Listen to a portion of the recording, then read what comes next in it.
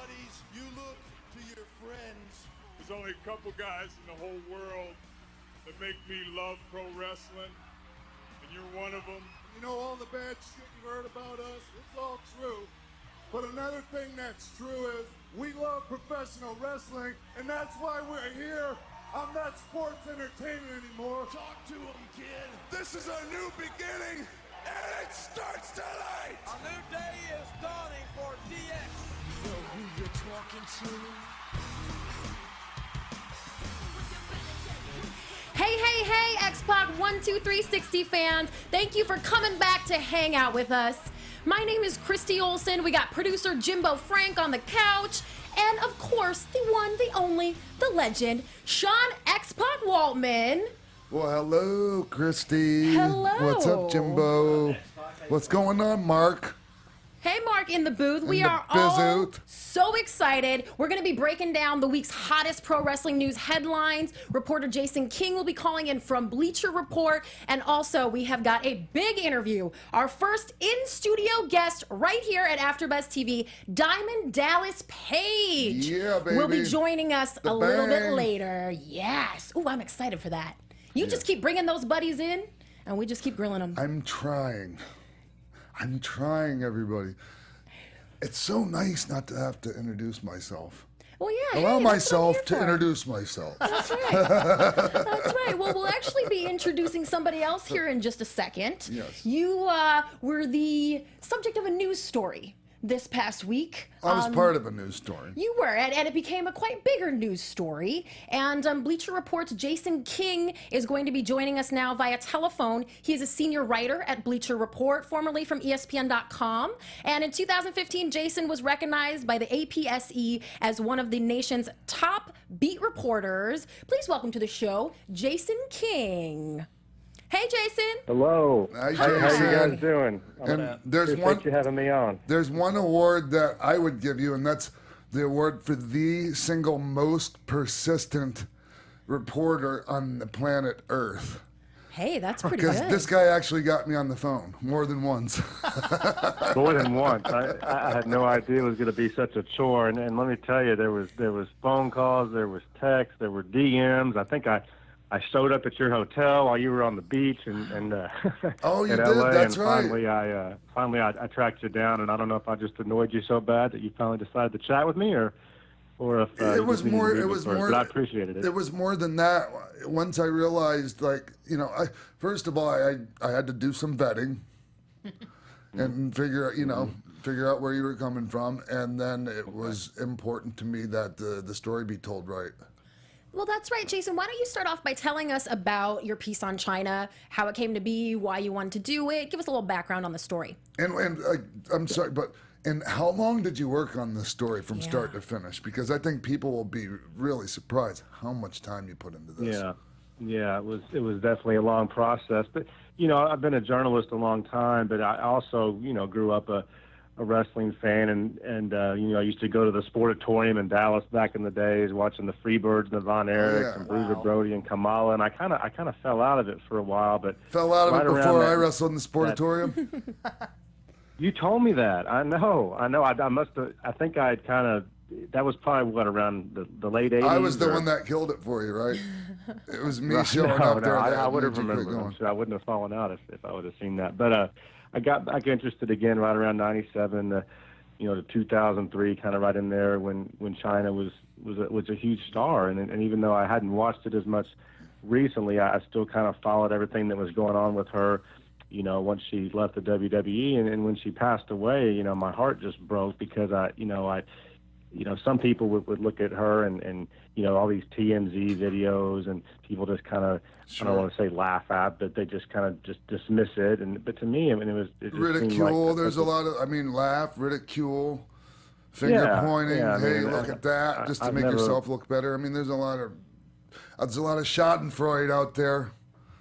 Right, exactly. But I wasn't one of those types. I saw just from a distance a person that was going through a lot of pain and struggle, and I wanted to know kind of what the true story, behind, her situation was, and kind of, what caused it, and then just wanted to dig a little deeper. I've always liked doing the in-depth profiles. If you go back and look at my stuff, I've always, done the lengthier pieces. And so got the editors to agree to let me do it, and I started making calls and, talked to some people, finally got in touch with her manager at the time, Anthony Anzaldo.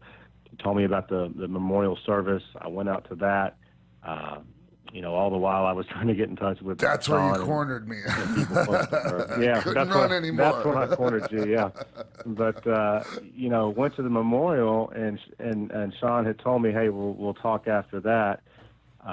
It was kind of a chaotic scene once it was over, because obviously he was getting hit up for pictures and autographs, and he said, hey, why don't we just go talk, at a restaurant, in LA or something. So we went to the Rainbow Room, had a good discussion. Rainbow Actually did a Bar lot and of the Grill. interview in the car on the way there, and luckily we're both, still alive to tell about it.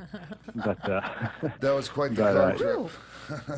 yeah, no, well, neither one of us was driving. It was the crazy scene on the LA freeway out there. But and then the next morning, was on the boat when her ashes were spread. Sean was there as well, and can't thank you enough for the time that you finally agreed to give me and the perspective that you brought to the story. And you were one of 26 people I ended up interviewing for that piece. Not everyone's name was featured in the piece, but it was 7,000 words. Started off at 8,500 words. Took me about a month to write it, and then another month for them to edit it and fact check it, rewrite parts of it. And then, that was another thing. Then I had the fact checker I had to get on the phone with. Ooh, uh-oh.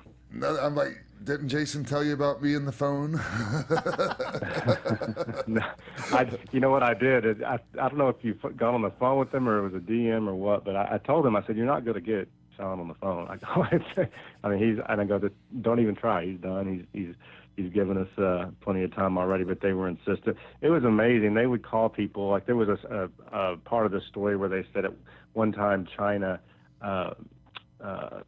she didn't have enough money to tip a guy from Craigslist that had moved all her stuff from one apartment to the next, so she gave him her mink coat. And they were calling around trying to find the Craigslist mover to see if that was indeed true. And that actually may or may not be true. That actually God. may or may not be true, because she would do things like that on occasion.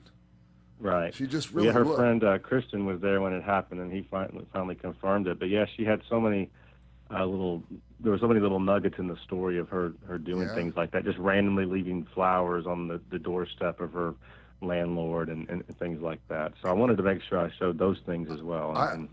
One thing that I was really surprised about the story was that you were actually able to talk to Kathy, her sister. Mm-hmm. Well, I think getting a hold of Kathy to me was the key to the whole story, because she and the mom, China's mom, had never really spoken much to the media, and there was just a lot of questions about what was China really like before she became a wrestler. And not only that, I mean, Kathy and her were still very close during the time she was in the WWE, and that was obviously when she was dating, Triple H, yes. and that was when she had the contract issues. And, China had, as you know, Sean had kind of pushed a narrative, once she was no longer in the WWE, sure. that she was let go or fired or however you want to call it, or didn't get her contract renewed. And that wasn't entirely true. No, it wasn't. According to her sister, she was offered $400,000 a year to renew the contract, and she turned it down. She wanted a base salary, She just wanted a bottom line salary of $1 million. A downside of $1 million, which was the downside. Which was the downside of all the top I don't want to use any names, but just think There's of probably only 3 or 4 people making that. Exactly, much, right? exactly. Mm-hmm. I'm not going to name names, but you can probably guess who I'm talking about. I mean, right. Her sister said that she wanted to be making as much as The Rock and Steve Austin and people like that. Sure. So she told me that story, and then I called Jim Ross, and he confirmed it. He said, and I was kind of surprised that info hadn't been out there. It had been out there. I told it several times. I guess people just didn't believe it coming from me, Jason. Yeah.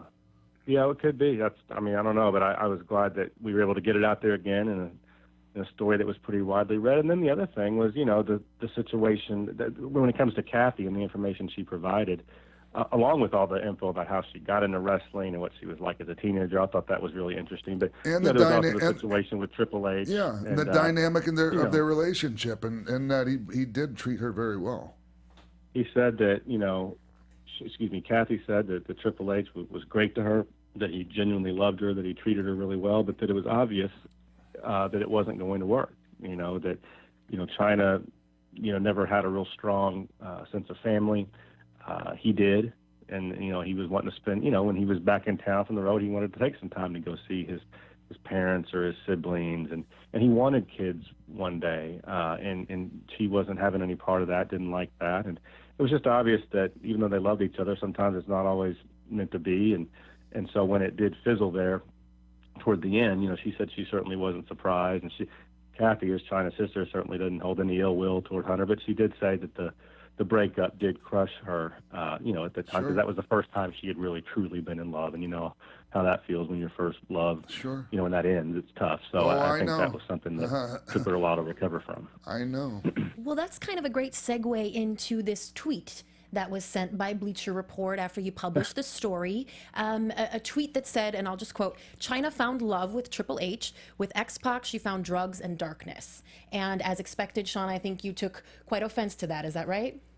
Well, you can ask Jason how I reacted. Well, Jason? I knew. Did you get a phone call that day, Jason? No phone calls, but my version of a phone call. I was at the Kansas City Royals baseball game, and my phone started blowing up, and I was like, "What in the world is this?" And he sent me a screenshot, and I knew immediately, that someone had made a mistake. That certainly was not fair to Sean, and it hurt me because of all the people that didn't deserve that.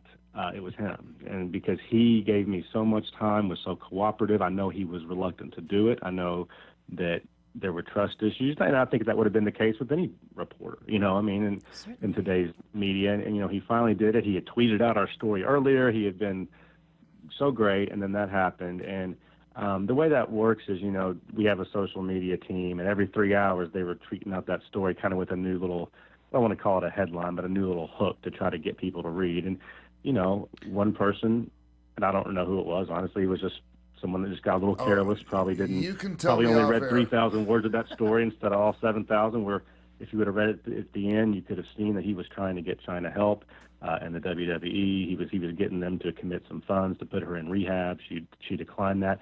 He made the trip to her funeral, her memorial, and was on the boat. I mean, that, to me, shows a genuine sense of compassion. And so for that tweet to go out, I mean, and it was, very unfortunate. And I think everyone at our company, except for maybe the person that did it, realized it was a mistake because it was taken down. Hopefully, and even that not only guy that, does. an apology was issued, which is rare. I was going to say that, Jason. I was very surprised.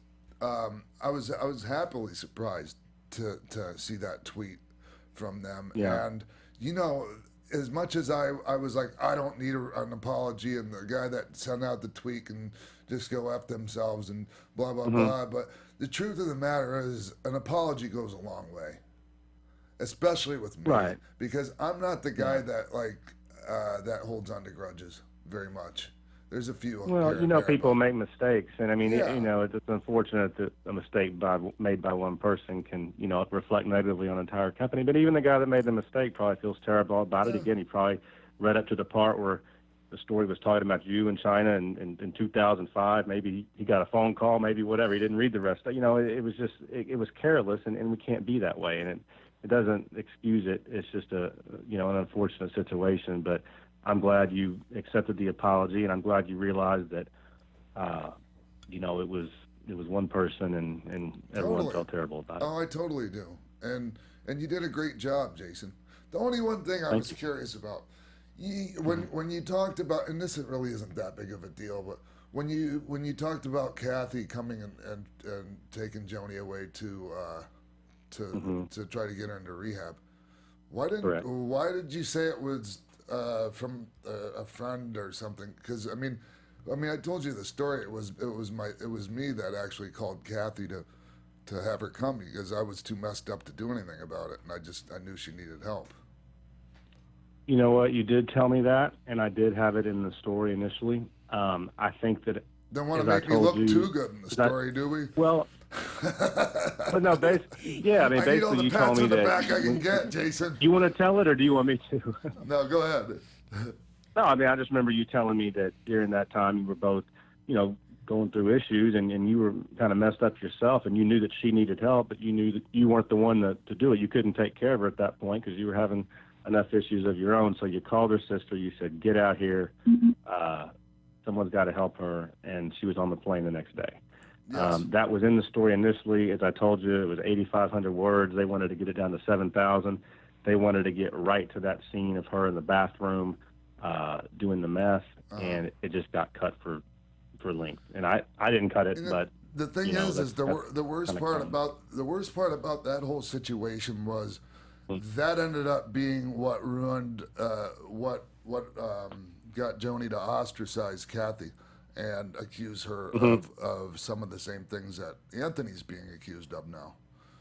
So right. And right. I find it's kind of sad, and you sent me a link to the story about the accusations of whatever's happened. China's mom. Yeah, China's mom, and really okay, she didn't even know her daughter. They didn't. I mean, they hadn't talked in I don't know, it had to be 30 years and. 30 years. Mm-hmm. Yeah, it had to be. Yeah, that rubs me the wrong way too. And she's alleging she's that Anthony stole from China. Is that right? And I could give you a list of things that I don't agree with how Anthony handled things, but that doesn't mean the guy stole.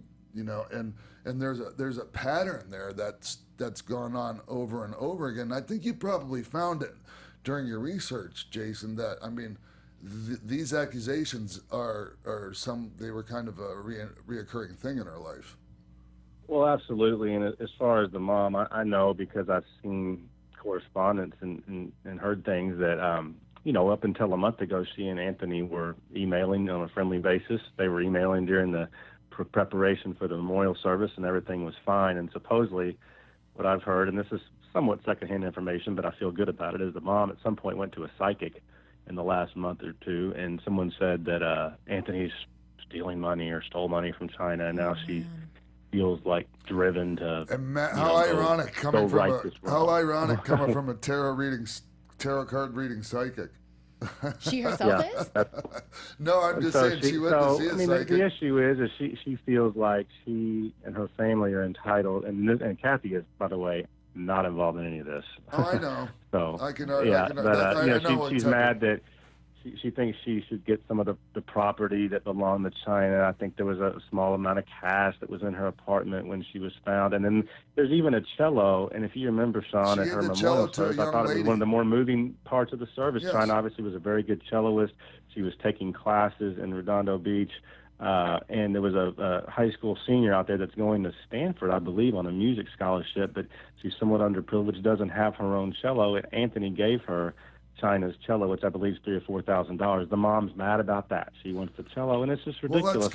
Let's go take the cello back. 30 years, legally entitled to it or not. I mean, it's been 30 years. I think it's a bad look for her. So do we want to give the mother the address of the child so she can go and repossess the cello?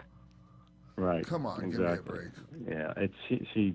Yeah, she's not making herself look good at all, and she hasn't talked to Kathy in 20 years either. I don't think so. It's just but listen, I don't want to drag anyone's character to the mud. I mean, she was in a very difficult marriage, as the story talked about. When China was a teenager, and there was a lot of abuse there, and people have different issues they're working through. So I'm not going to attack the lady's character, but I certainly don't buy the stuff she's saying right now. I agree. Okay. Yeah. Jason, dude, I appreciate you coming on here because I mean, I don't know, you probably didn't know one way or another what was waiting for you on this end. I mean, but you were great. You did a great job on the story. We did talk about this. I wish you, in hindsight, it would have been good to talk to Eric Anger, the documentarian. But that whole situation confused me because I've always been told, and even when you look up the name of her documentary online, it says there's two producers, Eric and Anthony. Anthony gave me a 3-hour interview. He spent so much time with her in the last year. I just figured, what am I going to get new from Eric? I mean, I figured, do I need to do 3-hour interviews with both of the documentarians, especially after I talked to like 25 other people. I just felt like I had a good grasp on it. But, in retrospect, obviously I probably should have, but, still amazing job on the story. And, and I just, thank you for telling the story. Well, like I said, I couldn't have done it truth. without you. And every time someone says, what's your main takeaway from this? Well, obviously my main takeaway is the stuff I got for the story. But, just getting the chance to hang out with you I was so encouraged by everything you've got going and the talents that you're finally getting to show on the podcast and in other areas. I'm glad someone's recognized it. And I thought, man, you're in a good spot right now. I'm in a great spot, I'm proud of you. I'm happy for you. The best time I spent on that story was the 2 hours me and you and Carrie were sitting on the freeway. When I was taking you across town, you were probably ready to get out of the car, but I was really enjoying the conversation. So I wish you the best in all this. And I drove Jason. I I brought Jason up to the gates of the Playboy Mansion. Ooh. Yeah, I tried to climb over, but they wouldn't let me. Don't worry, there's not a whole lot going on there anymore. No, he did. Anyway. He gave me a nice little tour of Hollywood too, so it was a good time. In the Rainbow Rooms, it's going to be a must stop every time I. Isn't it the greatest? You should have been there for the Lemmy statue unveiling, but that's another story. Oh gosh, yeah, I saw you tweeting about that, and even the pizza was good at 2 in the morning. Best in the world. Of course, usually any pizza is good at 2 in the morning. No. Rainbow Bar and Grill pizza. That's the pizza you eat with a fork. See, so if you need to find Sean for a future story, you know where to go look for him now. Exactly. Thank you so much, Jason. All right, thank y'all very much. Appreciate it. Bye-bye. Bye-bye. Thanks. All right. Well, that was incredibly insightful. Wow. It was pretty cool, Jason, to come on. Yeah. Definitely. Yeah. And he share, really, really did a good job on that. Yes, to understand the work that he went through and how many people he talked to, knowing that, when you read the article, you understand that you're getting a true side of China that we maybe haven't seen a whole lot. Sure. But to hear that he really put that work in, it's very impressive.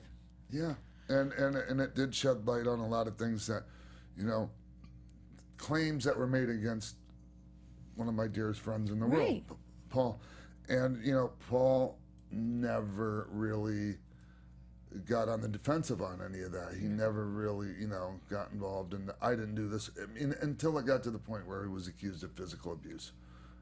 Then he had to, put a statement out. But, I'm just happy that, hopefully people can understand that it wasn't just this big, everybody's out against China thing back then. It was pretty, it was a lot going on. Yeah.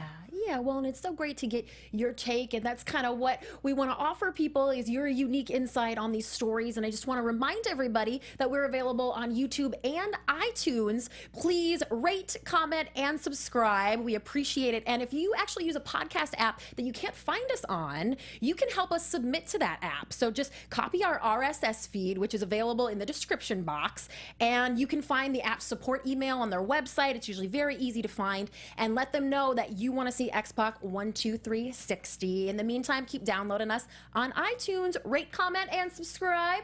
And on that note, I think it's time for the X-Pac 12360 News of the Week. And now, X-Pac 12360 Wrestling News. Yeah. I love You like that? It's You like so that? Cool. We're coming out with something new every week for you folks here. And this headline has been grabbing attention all over the blogosphere this week.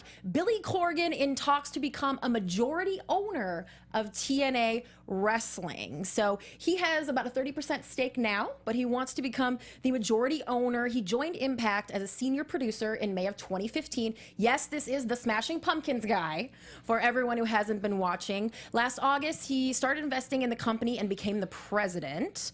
And now there are actually reports that WWE and Sinclair Broadcast Group, which is an owner, Sinclair, yes. Is the owner of Ring of Honor. They're rumored to have made bids on TNA, and while that has Remains to be seen if that is true or not. We do know who does have a stake in the company, and that is still Dixie Carter is still majority owner. Corgan's in there, Aerolux Marketing, and then Canada's Fight Network. That's a Fight TV network. All have a stake in this, so they've all got a say. And another big detail here is that they're basing the value on WWE's market value, which is 2 times revenue, which would put TNA at about $40 million.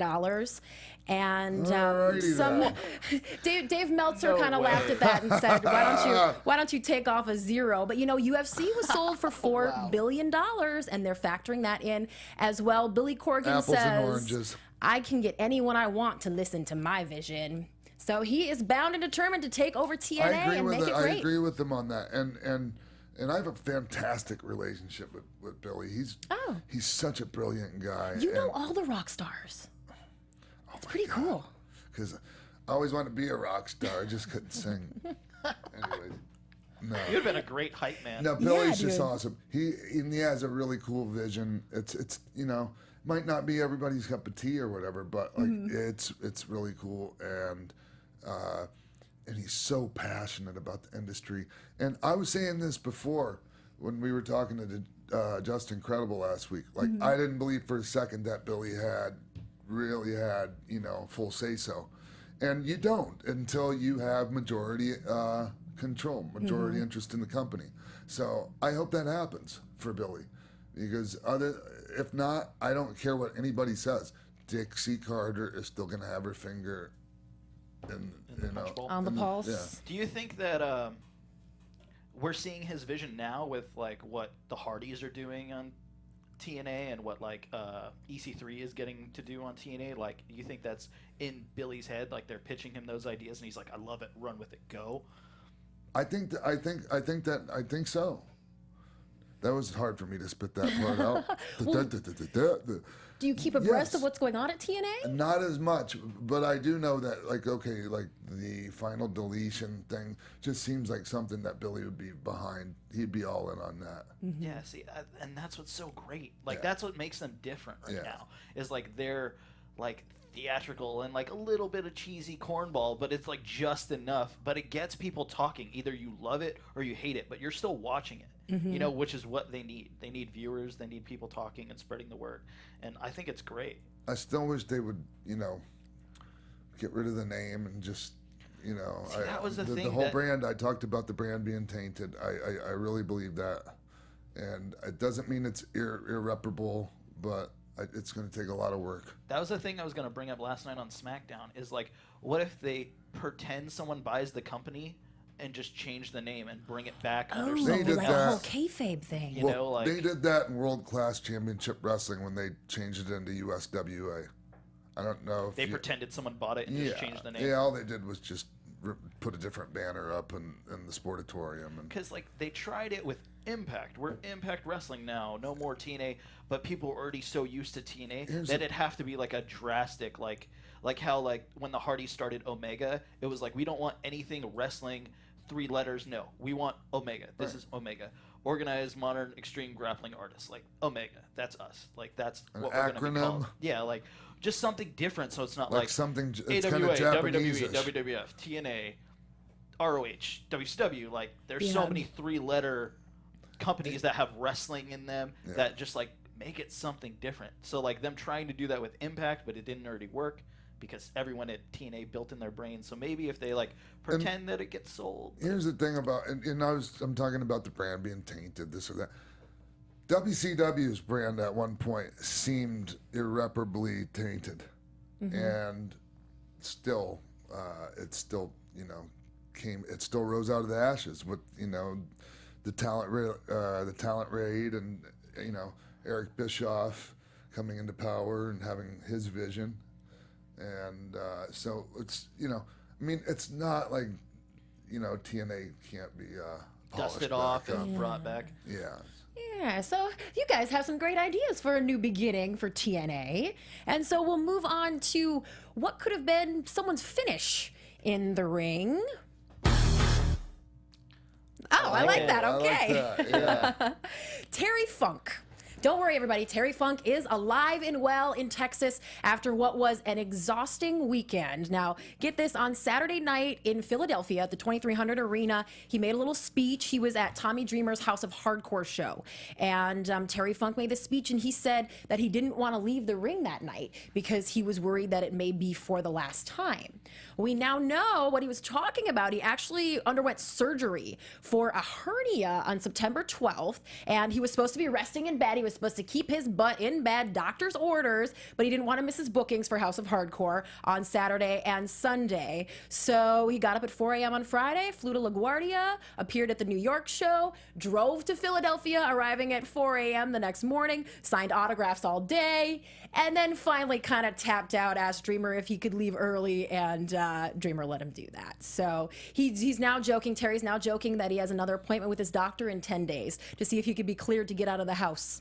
His doctors have no idea that he traveled all weekend. So he could be cleared to get back in the ring? Yeah. I thought I had cleared for retirement. Like I was talking to Peach last week, I thought I had Terry's last match with him, but apparently not. You still could, I guess. Hopefully.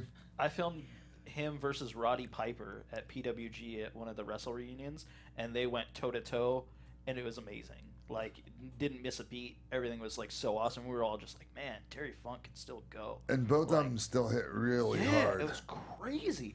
Bleeding everywhere. And it was just, and I was thinking, like, man, when I was a kid watching Beyond the Mat, you were retiring, and now I'm filming a show. You're wrestling Roddy Piper on. You know, it was insane. It's so crazy. And to think that, like, he's still, like, I wonder if it wouldn't have been for House of Hardcore and Tommy Dreamer if he would have just stayed home. But because his relationship with Tommy Dreamer, he's like, oh, I can't do that to Dreamer. He wouldn't even have taken the booking, I don't think. Yeah? Yeah. I mean, I just think there's a really special relationship there between Terry Funk and Tommy Dreamer. Because I remember when ECW was getting brought back and WWE was doing, like, the ECW One Night Stand, there was another, like, Hardcore Revolution thing that was going on, and Terry Funk was booked at that show, and he gave a speech that was like, at my body and my age right now, I can only do, like, one show a year, so I had to make a choice, and he chose that, which was, like, really showing fans, like, he's still loyal to the ECW brand. What the hell was the name of that? And they tried to do a tour with that. They did, like, Hardcore Homecoming, November to remember. That's right. Yeah, like, November to remember, I think. And then, they were trying to, like, make it, like, Tommy Dreamer has done brilliant with House of Hardcore. Oh, yeah. Like, okay, well, what was, like, the ECW structure? Well, let's keep that going. So we just announce a bunch of cool people want to see. We don't tell them what matches they're going to get, but we show them, like, look at all these cool people. You can come watch wrestle. And they come and they have a great time. I went to one House of Hardcore show, and it was amazing. It was probably the closest thing to an ECW show I'll ever get. It was so cool. And you know the match I had with Terry, the tag match, Lance Storm and I versus Terry and Funk and Tommy Dreamer from Poughkeepsie. It was sold out, legit sellout. And TNA came, I don't know, and they even were there that night to shoot an angle for their pay-per-view they were doing in the same building, and they couldn't put as many people in there as we did. Oh, surprise, surprise. They're like, get a lot of shots of the B-roll. We'll just use it in ours. Well, from some guys who we are happy refuse to leave the ring, on to someone who is returning to in-ring action. Luke Harper has been cleared, WWE's Luke Harper, to return. He is officially cleared. He was given the green light by WWE docs, but it is unclear as to which brand he will be coming to when he returns because he was not drafted during the July draft because he was out. So we all know he was injured back in March, dislocating his patella and tearing his MPFL ligament. And Sean, you were actually at that show, is that right? I was there. Matter of fact, the incident happened in one of these, okay, we're off the air now, so let's go out there and feed the baby face and let the people go home happy. You know what when I mean feed the baby face, run out there and just let the baby face, let the good guy beat the crap out of you. Yeah. And it was one of those things that it was totally, okay, none of it aired on TV, and he comes back. He has to be carried back. It's really an unfortunate way to go down. If you're going to get injured, you want it to be like WrestleMania match or something like that. Not in a battle royal or a schmaz or things like that. And I felt so bad for him, man. Well, yeah, was a it just bummer. makes my stomach turn anytime that happens in a match. When they throw up that X, and I've been backstage and hearing guys just wail and cry in pain, and I mean, it's earth shaking. It's really to think that someone's career could be over in a moment, or even be over for a few months, and to them, that's the end of the world. Especially when you're not quite established with the people yet. I mean, you're getting there, but you don't quite have that emotional equity built up yet. Right. You can't. It's that old Randy Savage. You never take yourself out of the game, brother. But we don't have a choice anymore. They take us out when we're hurt. We can't stay in, and thank God, because we'd all be in, like, on our deathbeds having wrestling matches if we were allowed to. But I hope it all works out for him, man. And who knows? I guess put him in there where Rowan is. Yeah, because they've kind of broken up the Wyatt family with the draft, so it'll be interesting to see where he So lands. is it just Braun is just on Raw, and then Bray and Rowan are on SmackDown, right? Correct. Okay. Yeah, so I will keep you all posted as to where he lands, because I am your AfterBuzz TV managing editor and chief correspondent of our pro wrestling news division, and this has been your X-Pac 12360 news for the week. I am so excited to say we will be right back with Diamond Dallas Page.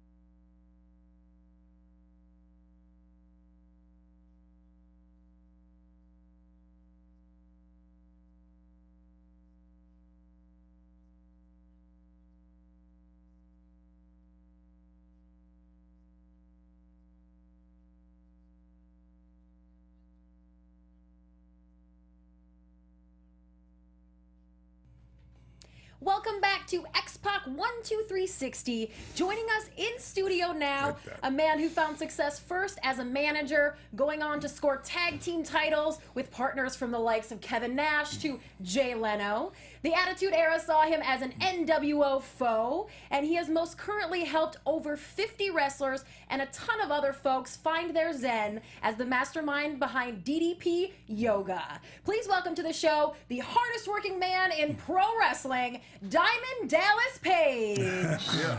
Thanks. Yay! I appreciate it. And that is a fact about the hardest working man part.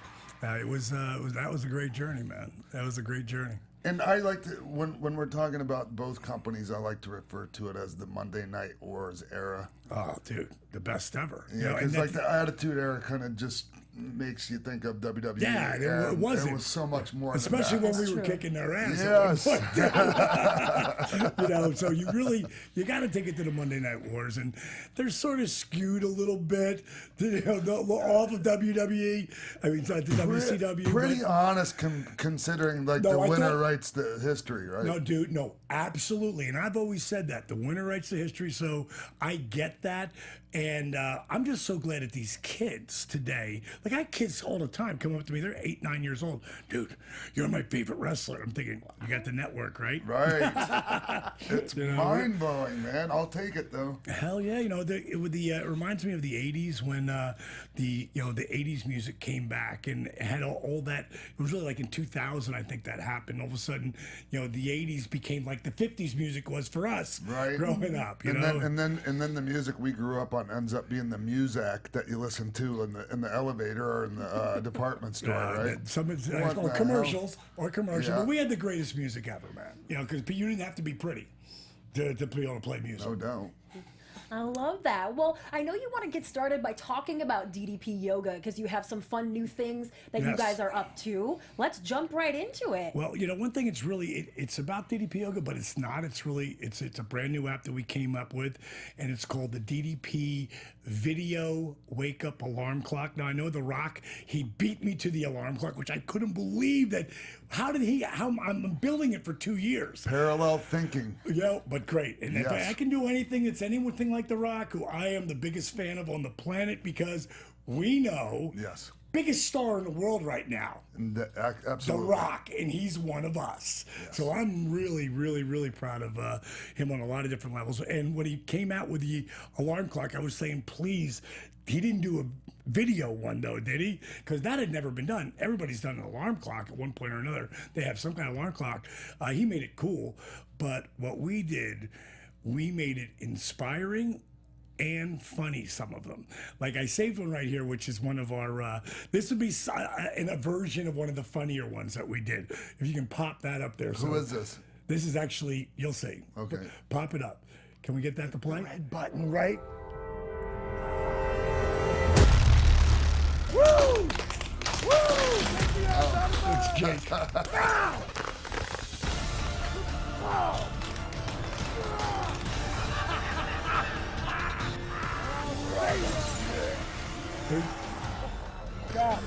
Wow, this is awesome. Yo, monkey, get out of bed. It's gonna be a great day. I thought we were gonna see. I thought we were Ready to do this day now. I thought we were gonna see something completely different. I didn't realize he was sending me the trailer to it. My buddy Steve Yu, but you can see there's a bunch. That's a compilation. Yes. Compilation of different wake up of calls. a bunch of them. Yeah, well, explain to our podcast listeners who can't see the video what we saw Oh there. yeah, right. I forgot. With some parts video, some parts not. The video that we just saw was Wade Keller. You've known him. You've known him since you were a kid. All my life. Yeah. I've known him my since I adult was life. since I was first broke into business. I was 31 as a manager, and I was doing one of his podcasts. And I said, so how are you doing with the program? He goes, dude, I love it. It's real. I feel so much better. He goes, I just wish, and this is like 4 years ago, he says this to me. I just wish you could call me up every morning and wake me up and say, yo, monkey, get on the mat. And I hung up the phone thinking, video wake up alarm clock. So, every dream you've ever had, it starts in your brain. And this right here, we've got a lot of inspirational stuff on there too. I've got a lot of great quotes, like right on the front page of, and anybody, it's free. The video. That's great. Yeah, if they go online right now and just download it on their iPhone or their Droid or whatever. I built it on all 4 platforms. I built it on the iPhone, the iPad, the Droid, and the tablet, which means it costs 4 times more than it normally would for one, but it's worth it for me to have it on everything. And it's not just about DDP Yoga. Am I wearing the DDP Yoga shirt? Absolutely. Are there things that are references to DDP Yoga in it? But it's really for anybody that use to get up in the morning. Like on the front page, there's 2 different pages you can see. One that has this really cool, almost like very industrial type look, and the bricks are broken out. If you look through the bricks, you'll see the wheels turning, and you'll see sparks going in there. And it also has mood things, like if you want to sleep, it's got the ocean. It's got the thunder and rain. It's got streams. We've got those things, but it's also got the inspire button. Like some people, inspire me, and it might be I might have a quote that comes from Einstein. Einstein once said, "It's not that I'm so smart. It's just I stick with the problem longer." Things like that make you think. And I might throw that into, today's your video, today's your inspirational quote of the day to wake up to. And I might use something like that, or something from Ali, or something from Henry Ford. And then I'll tell a story about it to get you up again. Like under 2 minutes to get you up. And if you're not out of bed yet, boom, it'll play again. And other times it's me knocking on your window, of your phone. Yo, monkey, cupcake. Get out of bed, don't make me come in there. And there's one video where you're gonna feel I'm actually coming into your room. So hit the workout button. Kind of like when you have to run over to Scott's house and knock on the door. Hey, monkey. Come on, dude.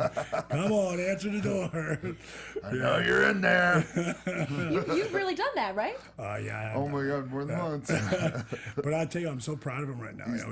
He's doing so great, and we'll probably get into it a bit later. But I don't even know if he'd even still be here if it wasn't for, kid over there getting caught up through Twitter of all things. Yeah, Twitter DM. You DM'd me on Twitter, and might as well just go right to that. Let's talk about that a second. I don't really pay attention to my DM too much. I didn't even know what it was, but I just happened to be learning more about Twitter. This is almost 4 years ago, right? Around that. Maybe even like 5. No, because I think it was August of 2011. I was still in Florida at the time, and honestly, in Dali, I had I had my own stuff going on. I hadn't Right. gotten myself nearly close to being right yet, but I was doing better than Scott. But Right. when you're messed up, you really have no business like trying to save others. Right. I get it. And I just knew he was gonna die. There's no question about it. I mean, Dally, he was going to die, Well- and I didn't know what to do, man.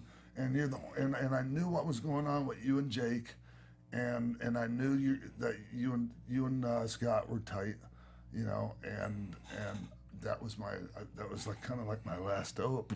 Yeah, paraphrasing, of course, but it was something along the line of He's reach talking out to about Scott, getting a gun. getting a gun, and going to kill himself. Yeah.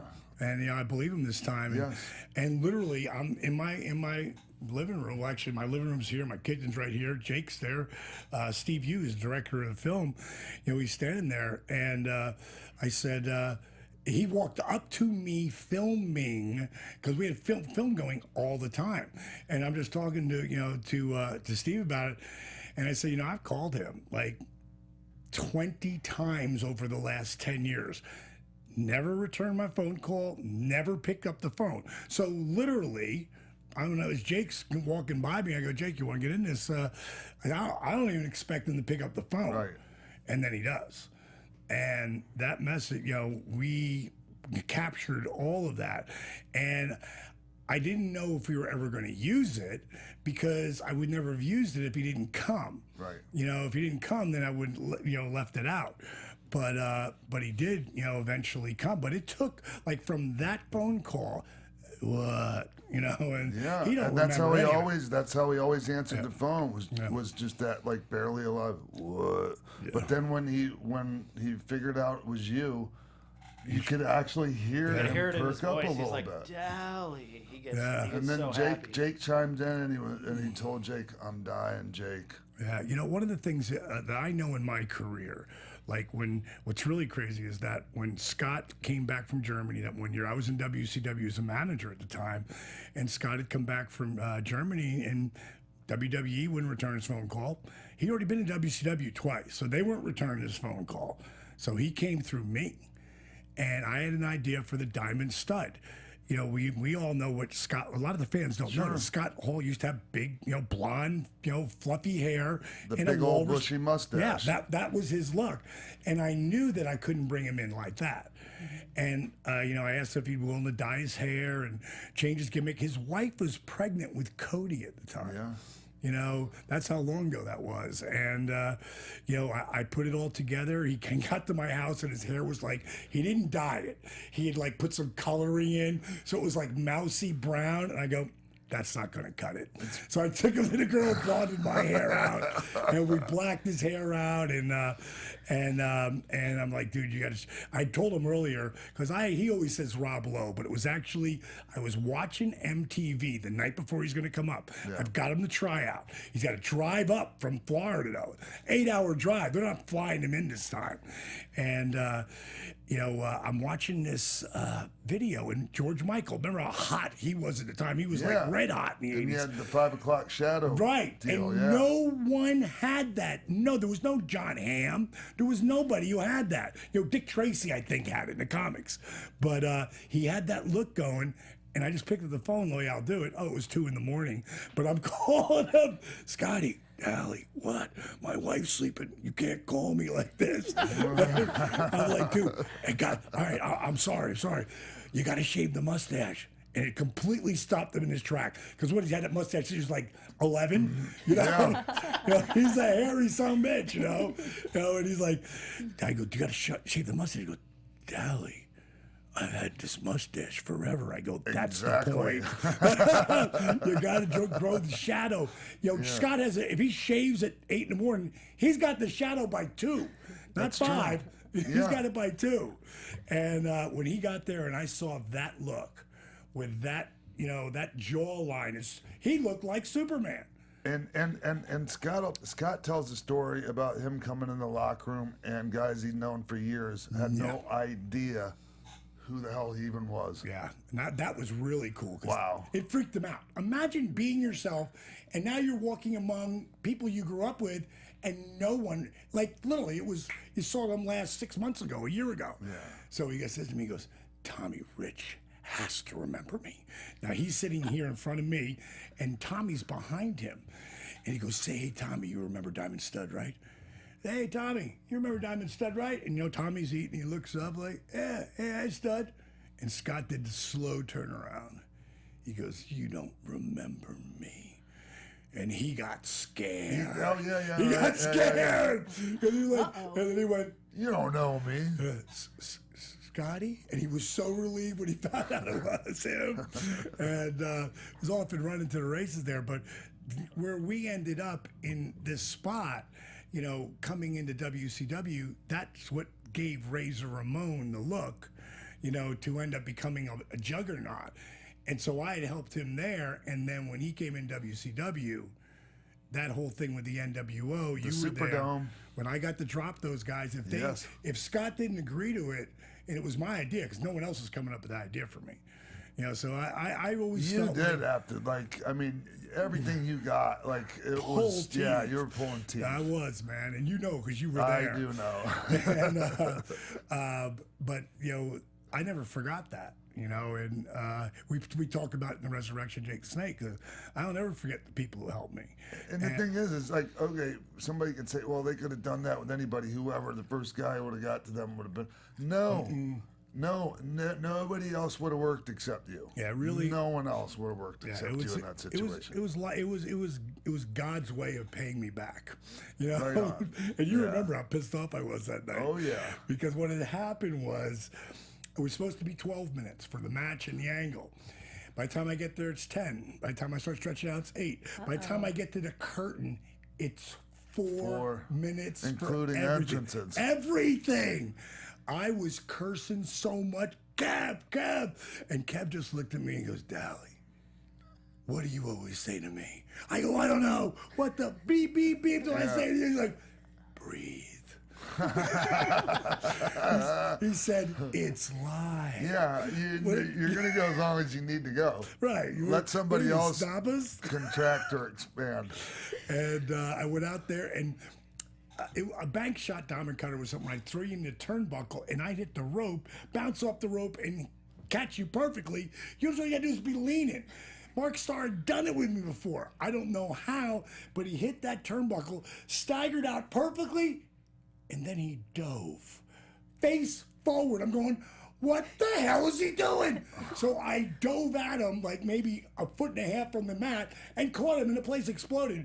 But it wasn't the one I wanted. So, if you ever watch me turn him over, I am fuming. Oh, you sound like I'm me. so mad. If it just doesn't go just how you are, oh God, I get like that too. God, Whatever. so bad. And they came in and we did the angle, and Scott took perfect diamond cutter. Kev went over the top. And you want to talk about God looking out for somebody? If you ever see that in slow motion, watch Kev go over the top. He wanted to go through the table, but he went out too far, so he didn't go through it. So he grabs it and pulls it to create motion. Right. But the edge of that table, the things the table stands on, are flying at a person who is right on the other side of the railing. Thank God those railings are there. It hits there, completely misses the person, but it literally right in their face, and the thing goes down. He could have killed somebody doing that. Things like that happen all the time, right? God just shines on us, and we're lucky. And I took off through the crowd. I was so mad. I went through the back, grabbed all my stuff, went to the bar, and just started drinking. And I'm thinking, all right, I got to see it. I got to see that diamond cutter. How bad did it look? You didn't know at the time that you just blew the roof off the place and life had just changed for you forever? I didn't know what, guys, I was We truthful. did. I didn't appreciate it because I was so mad because I wanted it to be perfect. I worked so long for it to get to that spot that I have to go back and see it. That's why I filmed everything I ever did, because you're too critical of yourself. You've got to see it. So I see the diamond cutter. Yeah. I go, okay, I can live with that. You know what I mean? The place went crazy. Oh my God, it's popped. Now, if Stone Cold Steve Austin does something to Vince McMahon at the 9 o'clock hour, how many times would we have seen that between then and closing out the show? How many times? Half a dozen times. Minimum, right? Yes. Oh yeah. How many times they play it for me? None. 0. I was so. That's where the drinking really got heavy. And of all times, I was like Scott Hall that have taken care of me. Because I mean, Dally, you had. I always remember you'd have a beer or two here and there, but I never recollected seeing you drunk. I've been drunk a few times. Oh, I know, but try I mean, not like you were that night.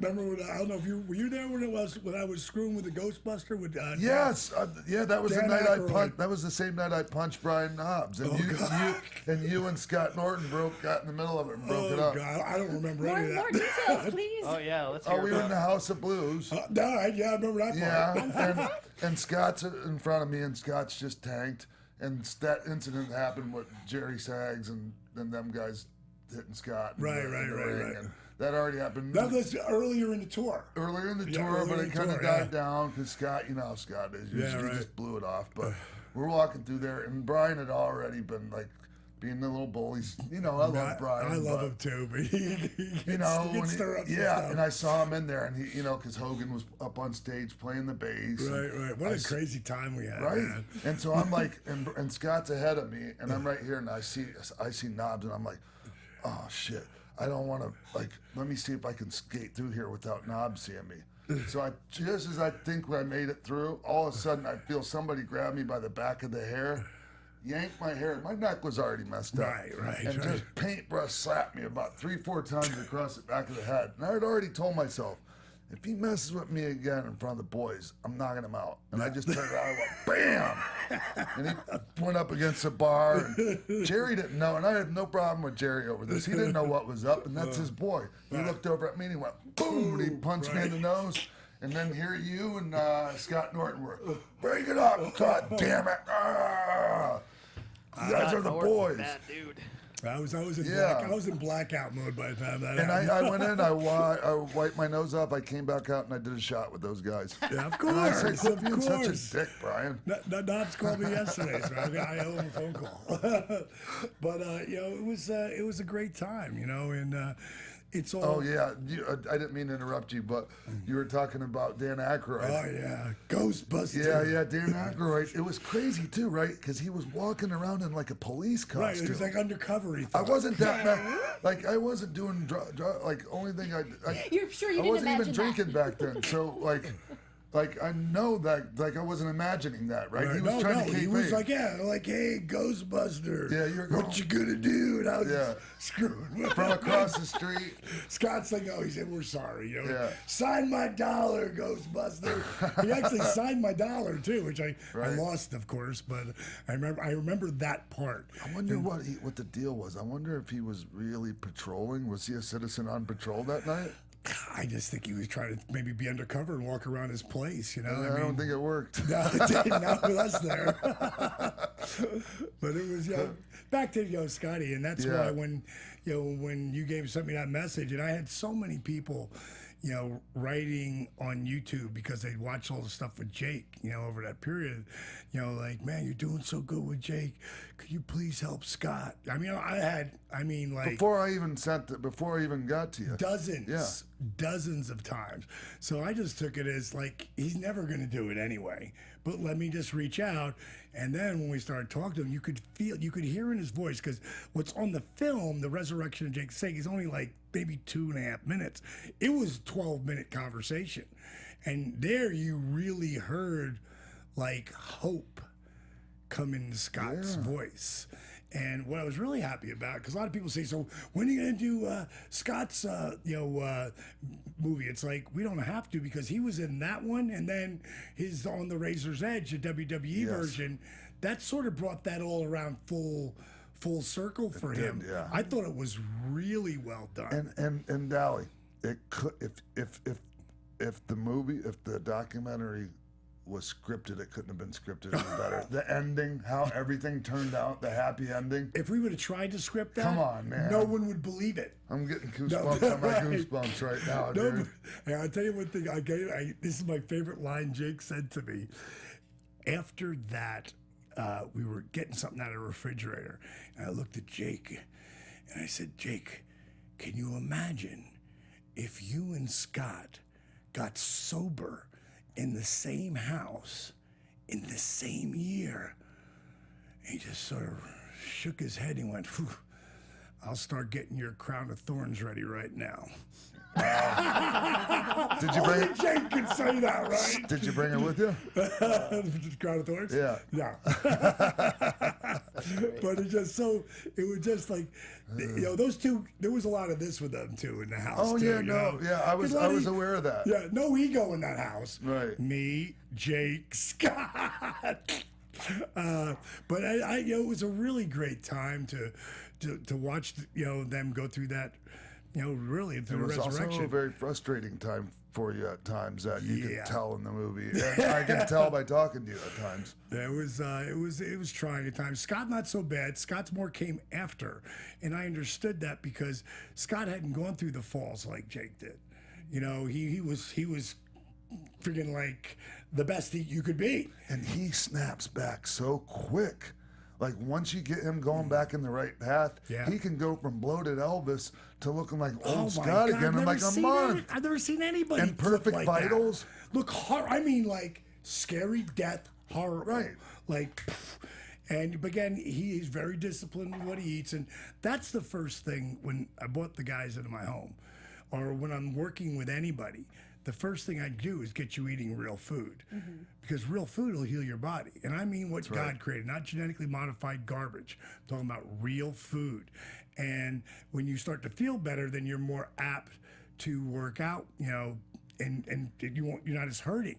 So, with DDP Yoga in them and doing the workout, they also are, along with Arthur Borman, the disabled vet, the inspiration for it was called Chair Master, but I just found out I can't call it that.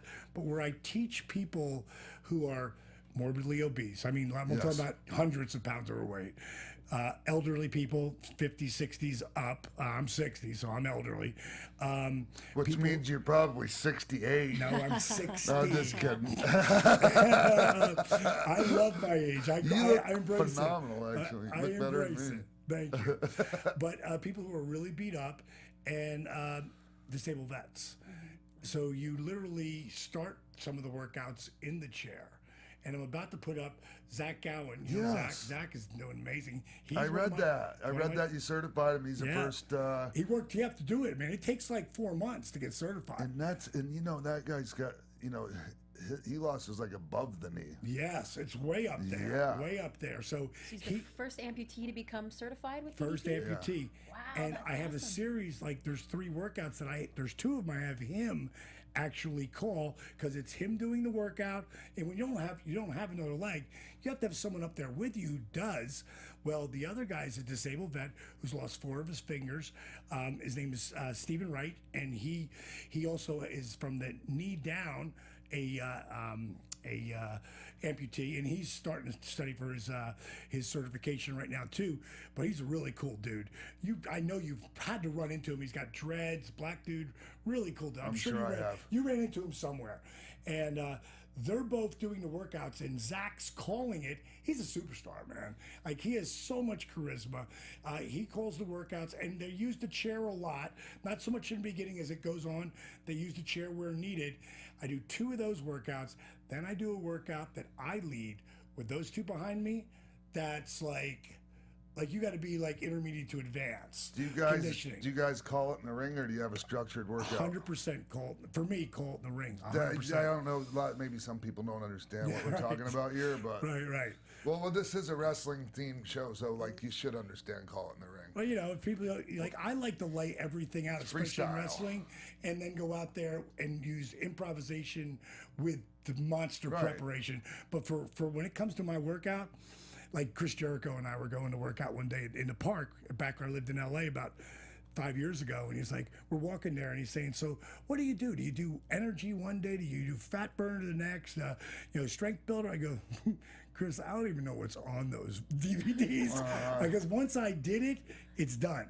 And I'm always like, that's what's so cool about DDP Yoga now, the app, is that there's so many live workouts on there. And some of them are 20 minutes, some are 30, some are 40.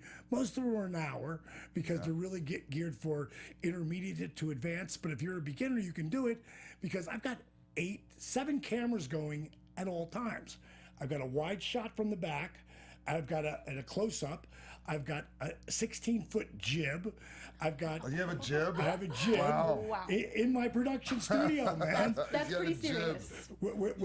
When Austin walked in my place, his jaw dropped. And any of the boys who come through, their jaw drops. They're like, wow, because it's not just. Austin was expecting a 1,500 square foot soundstage, but the soundstage part is just one piece of it. I got 6,300 square feet of corporate offices, and we have 6 edit bays. We've got a TriCaster, so we can go live with 7 cameras anytime we want. Wow, that's incredible. Actually 8. And then I've got 2 GoPros up front when I'm down on them doing some of all this stuff on my knees or straight any kind of lunge or whatever. I'm talking right to you on these. Then I have another GoPro on a modifier. So there's always someone modifying the position. Then there's a camera from behind me that goes into the crowd so you can see the energy of the room. And it's really interactive because people who think it's yoga, it's not yoga. It's my version of what people need from yoga, rehab, calisthenics, exercise. But I remember at one point when you got into yoga, and I'd be standing there, I'd be watching you standing in the hallway with one foot over your head, balancing, and I'm just like, how in the hell? I can never do that, ever. If you say you can or you say you can't, I'm you're talking right. about right at the moment. There you go. Yet. In other words, yet. Because you put that yet, it makes it possible. So, but obviously you modified it and you figured out what worked best for you. Yeah. And everybody else too. And there's also some dynamic tension, isometric type Exactly. stuff. A lot of engaging muscles, Yes. just like lifting weights. So if you're in a lunge or in a warrior position, you have to be engaging. You just have to. If you're standing up, you have to be engaging. When you go to curl weights, you're not just using your biceps. You're using your fingers, your hands, your forearms, your shoulders. You're using your legs. You're using your core. You're using everything. So I incorporate that stuff into it with no weights. Again, jacks your heart rate up. It all comes back to rehabbing my body. And what worked for me, I found works for just about everybody. And one of the things, maybe we can go to that one video because I wanted to. Can you pull up that one video that might have said fat burner on it, just to see? I think it's This is funny it. how other fitness programs use fitness models to be in their workouts with them. You see, here at DDP Yoga, we don't have that philosophy. We actually like to have the people be in the workouts who got results with the program. Like these people here. Except they don't look like that anymore. Wow. Pretty amazing. Now you Like, gotta ask yourself, what could you do? All right, guys, everybody huddle up. everybody just metamorphosized from their from their before weight to their after weight in front of our eyes for the people at home that They're are like less listening. than half their original size. The girl in the front is becoming an instructor for me. Her name is Christina. She lost 65 pounds and she's 6'1". The guy behind her he still has lose about another 50 pounds, but he's down 140 pounds. The girl across from him, his wife, is down 80 pounds, and the guy in front lost 313 Amazing. pounds in 17 and a half months. Absolutely amazing. Now, understand, this was never a weight loss program. It's like a person. Yeah, like a couple a people. big person, 313 pounds. Insane. So it goes to show you with diet, workout, The ain't gonna cool beat you up. thing about that video right there and what you were saying is I sit and I watch some of these infomercials, and I'm not going to name names of any of them, but I'm looking at the people, the models they're using, Right, and I'm right. like, these people are not. That's not. I mean, this is so misleading. That's not what happens. Well, here's what Because you know as well as I do, Dally, like. Those people, I mean, first of all, they're not drug tested. There's no wellness policy. Well, I'm just saying, like, you don't know how they got those results. I'm gonna tell you a secret I found out.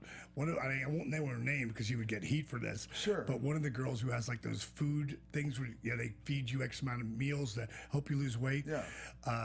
She let me know that 90. Some of these companies, I'm going to say who, they will go into LA or New York, and they will audition 1,000 people to find that 90 people, and then feed them for those 90 days, and they do the workout. What are those people going to look like in LA and New York? They're going to be a lot of models and actors and blah, blah, blah, who need to lose 20, 30 pounds or whatever, that really want to be on whatever. I mean, it's like, to me, every person that you see that goes from, like 99% of them, I never knew. I've never seen. I was on Twitter, I don't know, about last week, and I saw this guy put up a post, down 100 pounds in 10 months. And he looked great. He said, he put this post up at 12:34 at night. Well, I literally, it's like 12:38. So I DM him, because anybody who follows my program and does it, I follow them. Because that's how I do that. Some of my friends, but mostly it's people in my program, because I want to be able to see what they're doing. And I texted him, DM'd him and said, send me your number. He sent me his number, like almost immediately. So I called him at 1:45 in the morning. Of course you did. Yeah, of course I did. I said, hey, dude, what's up? It's DDP. He said, are you serious? Are you really calling me? I go, dude, I do it all the time. But I have to see, I'm not going to take someone's word for it. They have to really put the work in. And if they put the work in, and like, we do autograph sessions all the time. All the time. And today I get people from obviously the wrestling. I get people from, DDP Yoga. I get people from Resurrection and Jake the Snake. Now, a lot of the Resurrection people, they've never done DDP Yoga. They know a little bit about it, but they don't really know. And some of them are pretty big. Yeah. And I bet you I've given out in the last 2 months my email at least 12 times out to people who I say, listen, if you want my help and you're willing to put the work in, I'll send you what I call the list. And the list educates you. The list, first of all, you have to take these pictures. Like on the app, the DDP Yoga Now app, we've got a tracking section. Take 6 pictures. Now, they're not for being fat and skinny. It's about your physiology, your flexibility, and your core strength. Because I know month to month, that's going to change. And if you take the pictures day one and you forget for 2 or 3 months, or you do it in the 30 days, you're going to see a difference, which is going to motivate you. You also got to take the measurements. If you're trying to lose weight, you want to see you losing inches. Next one's pain. What's your shoulder, neck, hip, back, knees? Because so many people come to me, bad knee pain, bad back pain. Guess what? If you put the work in, going to go away. All right, or it's definitely going to be way cut back. Then I've got blood pressure, blood sugar, and diabetes. You got to do all of this. If you're over like a couple 100 pounds overweight, you got to do all that. Then you have to listen to my Own Your Life audiobook, which I'm going to give to you. You got to watch my Living Life at 90% lecture, which I'm going to give to you. I'm going to show you how to get and watch, if you have Netflix, how to watch Food Inc., Genetic Roulette, GMO, OMG, and Resurrection Jake the Snake. When you finish all of that, send me an email back, and I'll call you, and I'll tell you where we go from there. And I will literally talk to that person every month or more to get them on the right track. If they keep putting the work in, I'll be with them all the way to the end, just like I was with Arthur. But they got to put the work in. You don't put the work in, you don't work, I don't work for you. If you put the work in, it works. And, there's no magic pill. And that's how I do things. I call people all the time. I'll pick up the phone and say, oh, okay, this guy or this girl just invested in the program. And I'll pick it up. And if they answer the phone, I'll be like, hey, Mary. I go, hello, is Mary there? Yes, it is. I go, hi, it's DDP. Excuse me? I go, it's Dallas Page. What? I go, Diamond Dallas Page, you just got DDP Yoga. You're calling me? I just hit send. Like I try to get the last person that just did it whenever I make the time in between everything else. But I mean, I really do call it because I care, and I don't want people to buy it. I mean, don't buy it. If you don't want to put the work in, don't get it. Don't bother. By the way, my daughter Caitlin down 20 pounds from DDP Yoga. Awesome. Awesome. That's She's tremendous. so proud, man. She's on the phone telling me that. After this, we'll call her. Oh, that'd be great. This we'll call And we'll her. live broadcast it on our Facebook page. Facebook.com/X-Pac12360 show. By the way, I love that 12360. That's awesome. Right, that was his idea. I love that. Well, listen, I won't take full credit for it. Man, Dallas, you know, I gotta be honest, man. When I had a hard time getting through the movie. Yeah, I'll bet. Like, I'm having a hard. It's bothered me is not the right word. Affected you. It's almost like a PTSD deal. Like when I get to a certain part there and I see Scott in the wheelchair. It's tough. Imagine how hard it was for them to watch. Like, you know, what I really loved that movie I did, you know, for Jake, he never saw anything we filmed. Oh. Because he was, who wants to see himself like that? You know, Yeah. He didn't want to see anything, but he just sure as hell didn't want to see any of the shit it took a bounce, you know? Well, so he must have just trusted you to not portray him in a way that he wouldn't care for? When I went to see him the first time with Steve, now, you don't know Steve Yu from Adam, and Steve Yu's a genius. I mean, he's one of the smartest guys, you know, top of his class at Cornell, was on the fast track to be a major executive for IBM, and left it 8 years in to follow a dream of doing a movie called Inspire the Movie and inspiring others. That's like who Steve Yu is. And so, but he don't know that. Like, I know that. But Jake trusts me. You gotta remember, without Dusty Rhodes, the late, great American Dream, the Tower of Power, the man of the hour, too sweet, but that will get funky like a monkey. I'm not my brother, man. I loved him like, literally like my brother. Without Dusty Rhodes, there is no, I get choked up on that still. Yeah, man. Diamond Dallas Page. But without Jake Snake Roberts, there's no 3-time world champion. He took me under his wing. He taught me shit that no one would have taken the time. And the things that he taught you, I watched you apply them. I watched you apply them from the first little opportunity they gave you to get in the ring. Yeah. The formula. Yeah. You knew the formula and you stuck to it and it worked. I learned from the master. I mean, I really don't think if you go with 100 wrestlers who are guys who made money, who were on top and had, and in the day, if you say who's your top 5 guys, just about everybody's got to have Jake on that list. Yeah. You know, he's got to be, you know, just because you got to learn a lot from him. And so I always wanted to pay him back.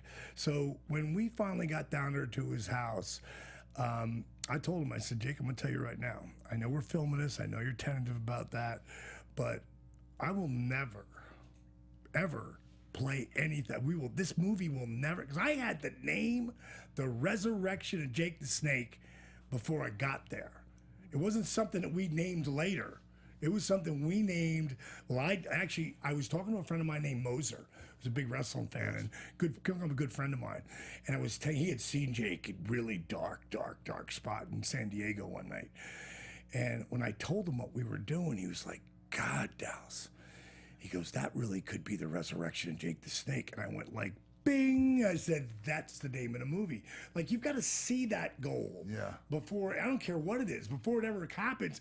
And this would have been what would Steve Austin call goal impossible. Like, are you out of your fucking mind? Like, dude, don't do this. Because you can't have, like, he tried to talk me out of it because he didn't want it to, you know, affect my business in a negative way. And I'm like, I'm not, dude, that has nothing to do with that. I want to help my friend.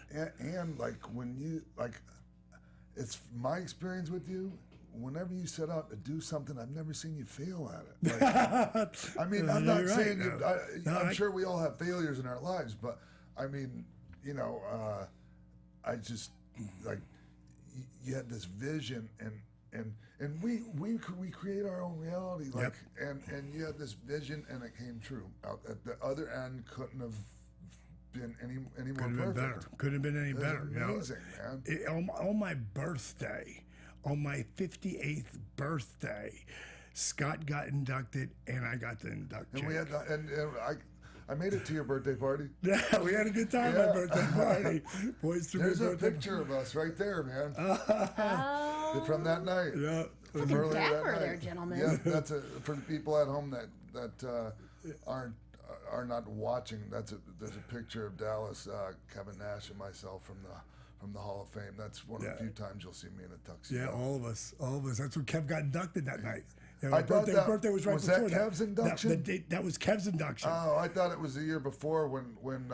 Oh yeah. That was my birthday party when those guys got. Because Kev got inducted just last year. Yes, that's what that one is.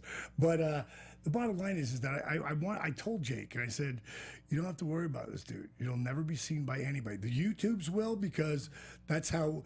Without the YouTubes, the people never would have known what Jake was going through and how good he was doing. So when he tore his rotator cuff out and didn't have insurance, for years Jake had no insurance. So he couldn't know, what's he gonna do? You just don't fix it. Scott too, no insurance.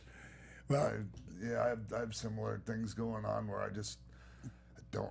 A lot of it has to do. I just don't have time to get some things fixed either. Yeah, but the insurance is pivotal because of just being covered for the big stuff like a surgery, and we did that Indiegogo thing with Jake. And we asked for $9,200. We're asking for money, though. We're going to sign pictures, which were cheaper than you'd get if you had to go and get pictures from us. Mm-hmm. Phone calls, Skype calls, T-shirts, the movie, every single person. I want to stay with this Jake first. Jake only wanted $9,200. I didn't realize it was going to be $16,000, but we only asked for $92,000. We put it up at 12 o'clock at night, or it's 8 o'clock at night. At 8 o'clock the next morning or something, it was 12 hours. It was $7,000. Oh my God. And that Jake didn't understand what he was looking at until I explained it. And then, man, he just broke down. Like, how could you think that people could care? I don't care about myself. Why should they care about me? And it was so powerful. And the same thing happened for Scott for his hip.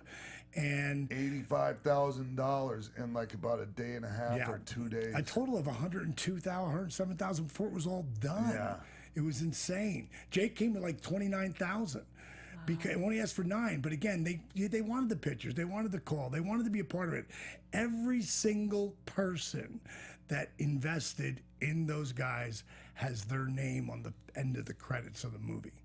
There's thousands of people up there, and my crew made sure every name was up there, which was really, really cool. So the main reason I got this story is because we have to get the okay from Jake before we can go forward. And there's still going to be another 10 edits at least to the movie, but it's get to a point where this is going to be a bulk of the story. And now, my guys are all worried because these guys are working for a year, a little over a year and a half on this thing, maybe 2 at that point. And I told him, I said, if Jake says no one's going to see it. So they all were like, please, I hope he likes it. Yeah. And we walked into his bedroom where I have a TV in everybody's room. And before we start the movie, I said, Jake, there's 2 things you got to promise me. 1, you don't leave. And 2 is you remember what's the most important thing to our business. And he didn't say anything. I said, so what's the most important thing to our business? He goes, the finish. I said, exactly. You got to stay to the end. So we watch you get all the way, and there's points where he's talking to the TV because he can see. He's saying, I only had 2 beers. I only had 4 beers. I only had 3 beers. It's all the same scene. I only had 2 beers. I'm not fucked up. No, I'm not. And he just because when you have to watch that, and if there's any advice I would give someone who's trying to help, their dad or their brother or uncle or whoever, you can't do it in a spot where you're like, look what you did. You can't do that. They got enough shame already. Shame and guilt, that's what kills it. That's what kills us. Absolutely, but they need to see the way they're acting. Like, you need to see this person you don't know. You're not this person unless you drink. Some people can drink and not have any effect. It doesn't affect me like that. I'm lucky. And I call it lucky. But when it does do that and it does change you, they need to see. And when Jake saw that really helped him. Really helped him to really focus in on, I don't want to be that guy. And I believe then we go on tour with the movie, and Scott came a bunch of times too, but Jake was there almost all of them. So we had to watch the movie over and over, and it became tough towards the end because his hip was so bad because he needed another new hip, and he kept going. There was points in times where he'd be sitting because he'd be going and doing all the PR and everything we do. His hip is so bad, not the one he just had replaced 7 years ago, the one that needs to be replaced. Yeah. It's so bad. I can see the sweat pouring down his face, and now we're gonna go out and do the Q&A. And I'm like, man, try to put on that Instamatic grin for the people. He did his best, and he was so good. I mean, it blew my mind. The work ethic that he had, and from there it was just once he got that hip replaced, it was things that started to work better. And believe it or not, Jake Roberts today, his opening act is a guy named Alex Ansel, and when Jake started working with him, on his show that he does, his unspoken word tour, he has this comedian who was 520 pounds when he started with him, who's now down 100 pounds. He just started doing the workout. That's just from juicing. Jake and his daughter Cody, who's was like his manager and savior. I could tag off to Cody because I knew he was in great hands, but he's down to 236 pounds. And his buddy is down 100 pounds. They both came to my house right before I came out here to film this movie or this series, but blew my wife's mind. All the guys at work, over at the DDP Yoga Performance Center, blew their minds. Like, here's a guy that is completely different. Now 3 years sober. The fog has lifted. There's no he doesn't have to be looking over his shoulder. He knows he's doing the right thing. I mean, he got 6 of his 8 kids that he talks to on a regular basis. The other 2, that hasn't happened yet, but I think it will in time, just because he's leading by example. Right now, right? Yeah. Say what? Yeah, we're speaking of Jake right Talking now. about Jake. Talking about Jake, man. I think that's so cool that that you can see the relationships with the kids start, because I have those same issues as well. Sure. And that is one of the things that will keep you in your sickness. Yeah, but it should be the biggest thing that gets you out. Absolutely. To fix that, because your kids love you, and they want to love you. They don't want to not. I know, because I did it with my dad. My dad was an alcoholic too, and I know what he went through, and and my mother still hates him, fucking hates him. Wow. If she ever knew that I helped her from time to time, she'd choke me out. I mean, there's still that, but there's no need for that. It's you got to let people off the hook and give them a pass, and then give a chance to prove himself, do the right thing. Yeah, especially when they're trying. Right, that's the thing, and there's certain people that were in Jake's life, don't want to name names, but she would love to see him really, really bad again. Of course. And it's just there's no reason for that. And I think it probably the greatest payback that Jake can give anybody who didn't want to see him doing well is just keep doing well. That's right. Yeah. Man, you're trainer, psychiatrist, therapist. How do you know how to do all of this? How do you know how to help people in this way? I don't know. I really don't. All I know is it's when it comes to working with people in my program, I just can see things and no, let's do this. Let's take this chair, let's spec that out, and move this way, move that way. I don't know. I don't know. Because you've never really said that any one particular guy was your mentor when it came to motivational type things, like an Anthony Robbins type of guy. But he is. But he is a guy that, I tell people all the time, you want to see a great documentary. I'm Not Your Guru. Yes. Is that the one for Tony, right? Yes. I went to that. I did 4 days there at one of his things. You got to remember, I'm a kid who grew up with ADD and dyslexia at a time when no one knew what the hell ADD or dyslexia was. I was reading at a 3rd grade level at the age of 30. So I couldn't back then, in my mind, I thought I was never going to be able to read. And so I would listen, and Tony had these cassette tapes. He had 20 of them. He was 24. I was 28 or 29 at the time. And I listened the hell out of them. And one of the big things I took out of that was if you really want to do something, like if you have this goal in life, you need to find someone who's already doing it and take pieces of what they do and make it your own. So for wrestling, for me, it was obviously Jake Roberts, but it was also Randy Savage. It was Kurt Hennig. It was Terry Funk. It was Dusty Rhodes. It was the things that they did, and mainly Jake. I had 80 hours of Jake on tape. Hours from inspiration, from everything. And it's so funny because I'll look at me sometimes and I'll go, God, it's different, but it's so Jake. What was your favorite Jake era? The WWF stuff, or did you like the Mid-South? Or I enjoyed watching all of them, but his WWF stuff, like, it was so real. Like, here's what happened with me. Like, I tried wrestling when I'm 22, but it doesn't work out for me. And I always tell people, if it doesn't happen right away, that's not a bad thing. If you fall down a couple times, that's not a bad thing, because maybe it's not time yet. Maybe you weren't ready. Because when I tried at 22, it didn't work out for me. Then I hurt my knee when that happened, and I was in a nightclub business. I was 17. Next thing you know, I've got my first rock and roll bar. Norma Jeans. No, this goes back to 23 Valley. This is in Jersey. Wow. So this is like years before that. I'm 22. And I got pulled in by the booze, the broads, and the party, and I didn't come out when wrestling. That's 1978. In 1982, 83 in Jersey, wrestling is going through the roof. 85, I'm so mad. I've stopped watching.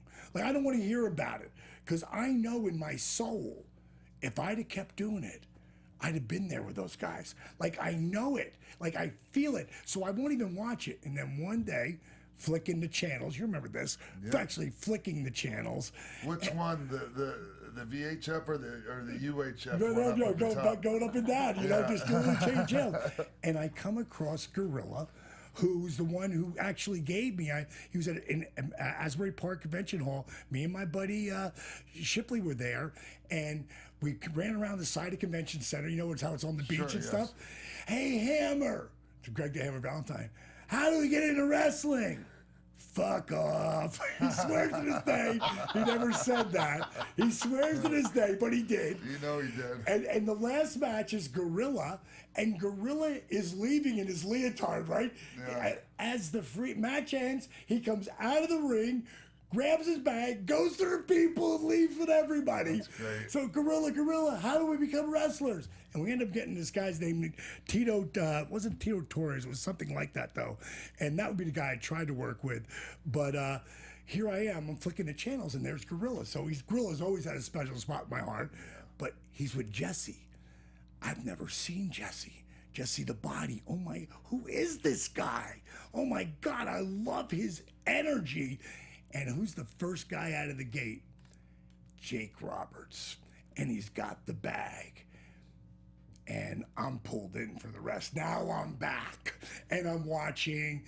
And by the time I get to Norma Jeans, and that's when I decided to try to do the managing thing. And the thing is Norma Jeans is in Fort Myers. Fort Myers, Florida. And you're starting in Minnesota for Vern, it seemed like. It was, but did I ever tell you that story? That's classic, man. I see this Girls Just Want to Have Fun video in my club. I just told the story the other day. And I grab my, the drawers, the cash drawers. I had 12 bartenders on. And as I go to my head bartender, I said, Smokey, give me your drawer. And I'm looking at that. I go, man, you talk to yourself. I go, rock and wrestling. I should have been a part of that. And I walk to the back to count the drawers. We're drinking now. It's the end of the night. Smokey comes in. He's like, hey, Peche, what do you mean rock and wrestling? You should have been a part of that. I said, well, I tried it when I was a kid. He goes, seriously? I go, yeah. He goes, what was your name? Now, I'm a big, handsome Jimmy Valiant fan growing up as a kid. So I go, wait to hear this one. Handsome Dallas Page. He went, ooh, you can forget about using that gimmick anymore. Everybody started laughing. And I couldn't get it out of my head, kid. I couldn't get it out of my head. So I'm writing. You know, I get the blotter pad on my desk, and I'm running this big nightclub, and I own a small piece of it. And I say, you know, I'm too old to be a wrestler. What if I was a manager now? What if I was Diamond Dallas Page? Oh, woo, shot, drink, boom, bang. Then I write a little longer goes by. You know, Jimmy Hart has the Hart Foundation. What if I had the Diamond Exchange? Woo, shot. And the Diamond Dolls. At that point, I go, there's some women in wrestling, but none of them are that hot. Now, Elizabeth was girl next door hot. Yes, but I said, what if they were like stripper hot? You know, and I called them the Diamond Dolls, and Smokey's like, oh, that'll be a stretch. Because back then I was Diamond Dolls Page, man.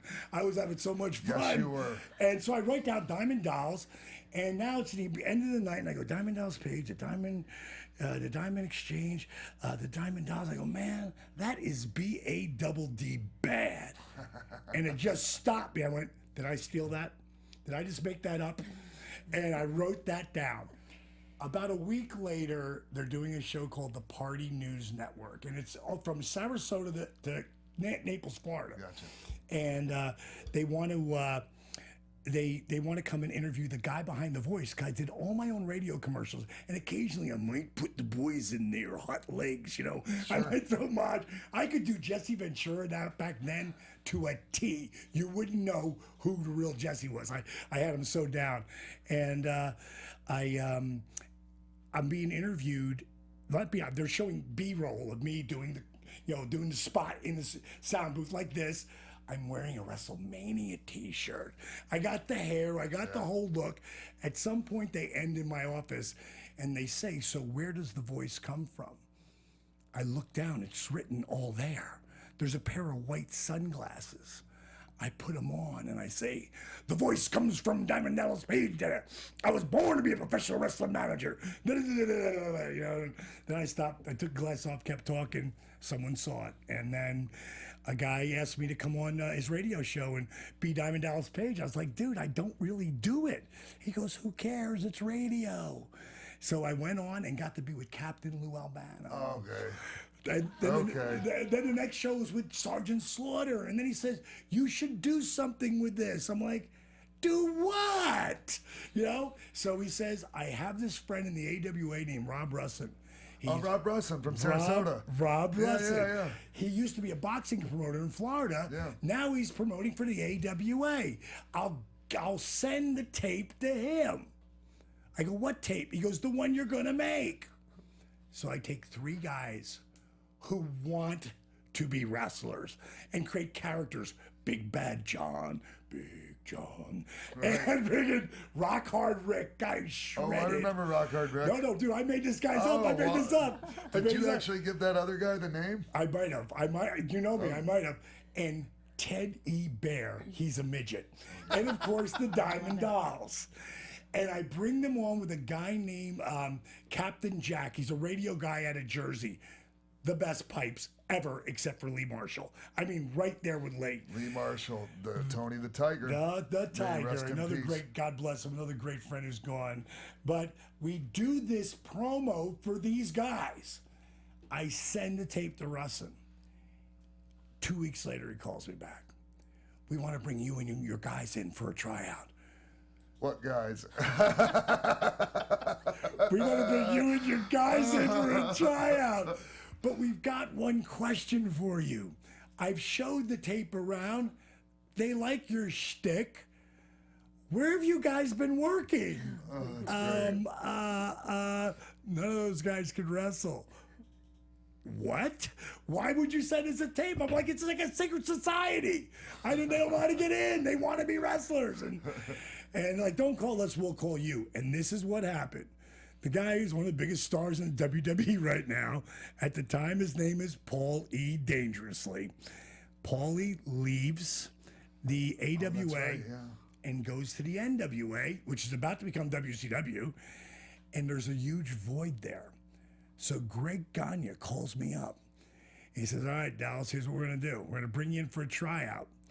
You're going to pay your way out here. We'll put you up and pay you nothing to try out.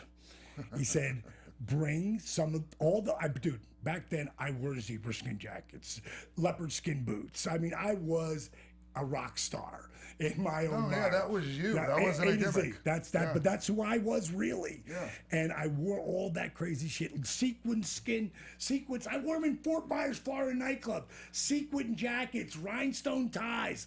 I wore all that shit. And he says, bring all those crazy clothes you have and a couple of those hot girls, and we'll give you a tryout. And I went out there, and next thing you know, I'm managing Bad Company. Wow. And when I went in the room, What a team, too. Huh? What a team, man! One of my favorite moments ever. Back then, Vern kept babyface on one side, heels on the other, and you didn't talk about the match ever. And so we all meet in a double. You know, the rooms where you got king size or double. All the boys are meeting in this one room. Got to be like 60 of us in there. And Shawn Michaels is laying back on the bed with his head propped up on the pillow. And when Vern introduced me as the manager for Tanaka and Diamond, Shawn goes, shouldn't Tanaka be managing Diamond? And Tanaka's like, fuck Plus, you were like a foot taller than both of them. Right. Hey, Dallas, can you stick with us for a second? We're going to take a break just for a minute. Sure, We'll be sure. right back. We'll be right back on X-Pac 12360. Hey guys, Maria Menounos here. We want to let you know about my new show on SiriusXM Stars Channel 109. It's called Conversations with Maria, and it's live Monday through Friday at 10 a.m. Pacific, 1 p.m. Eastern. Go to conversationswithmaria.com for more info. Buzz you later. We are back on X-Pac 12360 with Diamond Dallas Page, who was actually telling us a little bit ago about this Jesse Ventura impression. And I didn't want to interrupt you then, but I'm going to ask you to do that for us really now. can't. I have to Dallas. hear him now. It's been so long since I've done them. God, I You can't. got to remember that Minnesota Oh, accent. God, I have to hear it. If I hear him, then I can do it. But it's been so long. But back then, like Jesse was my guy, and I was really, when I first started doing the managing thing, and I just couldn't believe how receptive he was when I first met him. He's how I would treat people when they walk up to me because they're fans or whatever. And he actually came down to Fort Myers, Florida. He was coming there. Well, I met him in Orlando one time he was up there, and then he said, "Yo, God, I can't believe you're in Fort Myers." He goes, "I'm coming to Sanibel Island with my wife." So I actually went out to the island, had dinner with him, and he showed up at the club at Norma Jean's to have cocktails with us. And he was the god back then. He was the man. Was that like around the time where he started the FCW with Randy Roberts? You remember that name? Yeah, but that was before him. He was still the man in W. He was done. Okay. McMahon, you idiot! I mean, like he was like. Oh, Jesse. Jesse. Oh, I thought we were talking about Dusty. No, I was talking about Dusty. Oh, But Jesse showed up to your club. Jesse Ventura did. Wow. Yeah. With his wife Terry. Yeah. I'll tell you what though. For Dusty though, as far as there, I'd sent them a tape while I'm working with Vern, right? And I worked one day a month. So I'm not really learning all that much. So I sent a tape to Michael Graham, the late great Michael Graham. He was awesome too. Great what a guy. great worker too. Oh God, amazing. And I sent it to Mike, and I had done a show for them. My 62 pink Cadillac broke down on the way from Fort Myers to, it's actually through a rod, to Tampa for his Eddie Graham Memorial. Right. And in Venice, it went down. So I still got 90 miles to go. And I ended up getting there. And Mike didn't forget that, Yeah. And so when Dusty left the NWA, because they were becoming WCW, they wanted him to be a heel. And he's like, I'm not doing that. I know who Dusty Rhodes is. And he went to he was coming to Florida to repop the territory with Randy, Mike, the whole Fred deal. Ottman, Yep. who people know as His son-in-law. Typhoon. Yeah. One of the strongest son of bitches I ever met. He was called Big Steel Man back then, and Big Steel. what a monster. Monster, man. We used to have videos of him pulling my Porsche.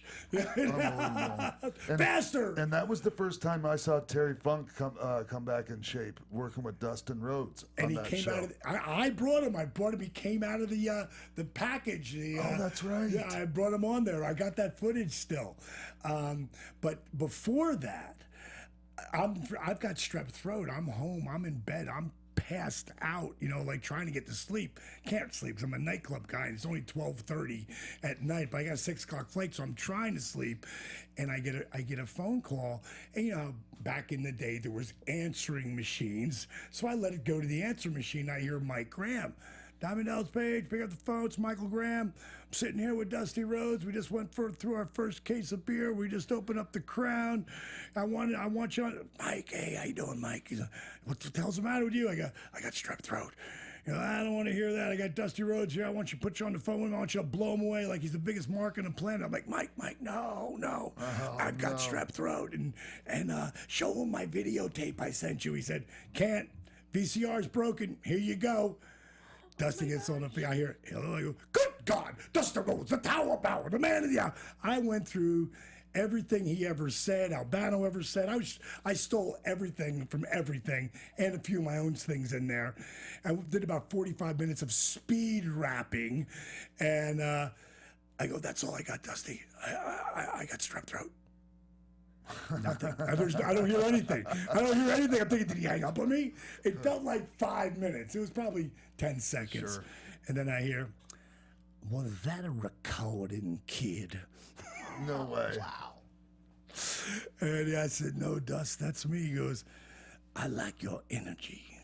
I'll tell you what. And then he brought me up, and I came up the next week, and Mike Graham's in there, Steve Kern's in there, Gordon Soley's in there. That's what I was going to ask you. What was it like working with the Dean of Professional Wrestling, Gordon Soley?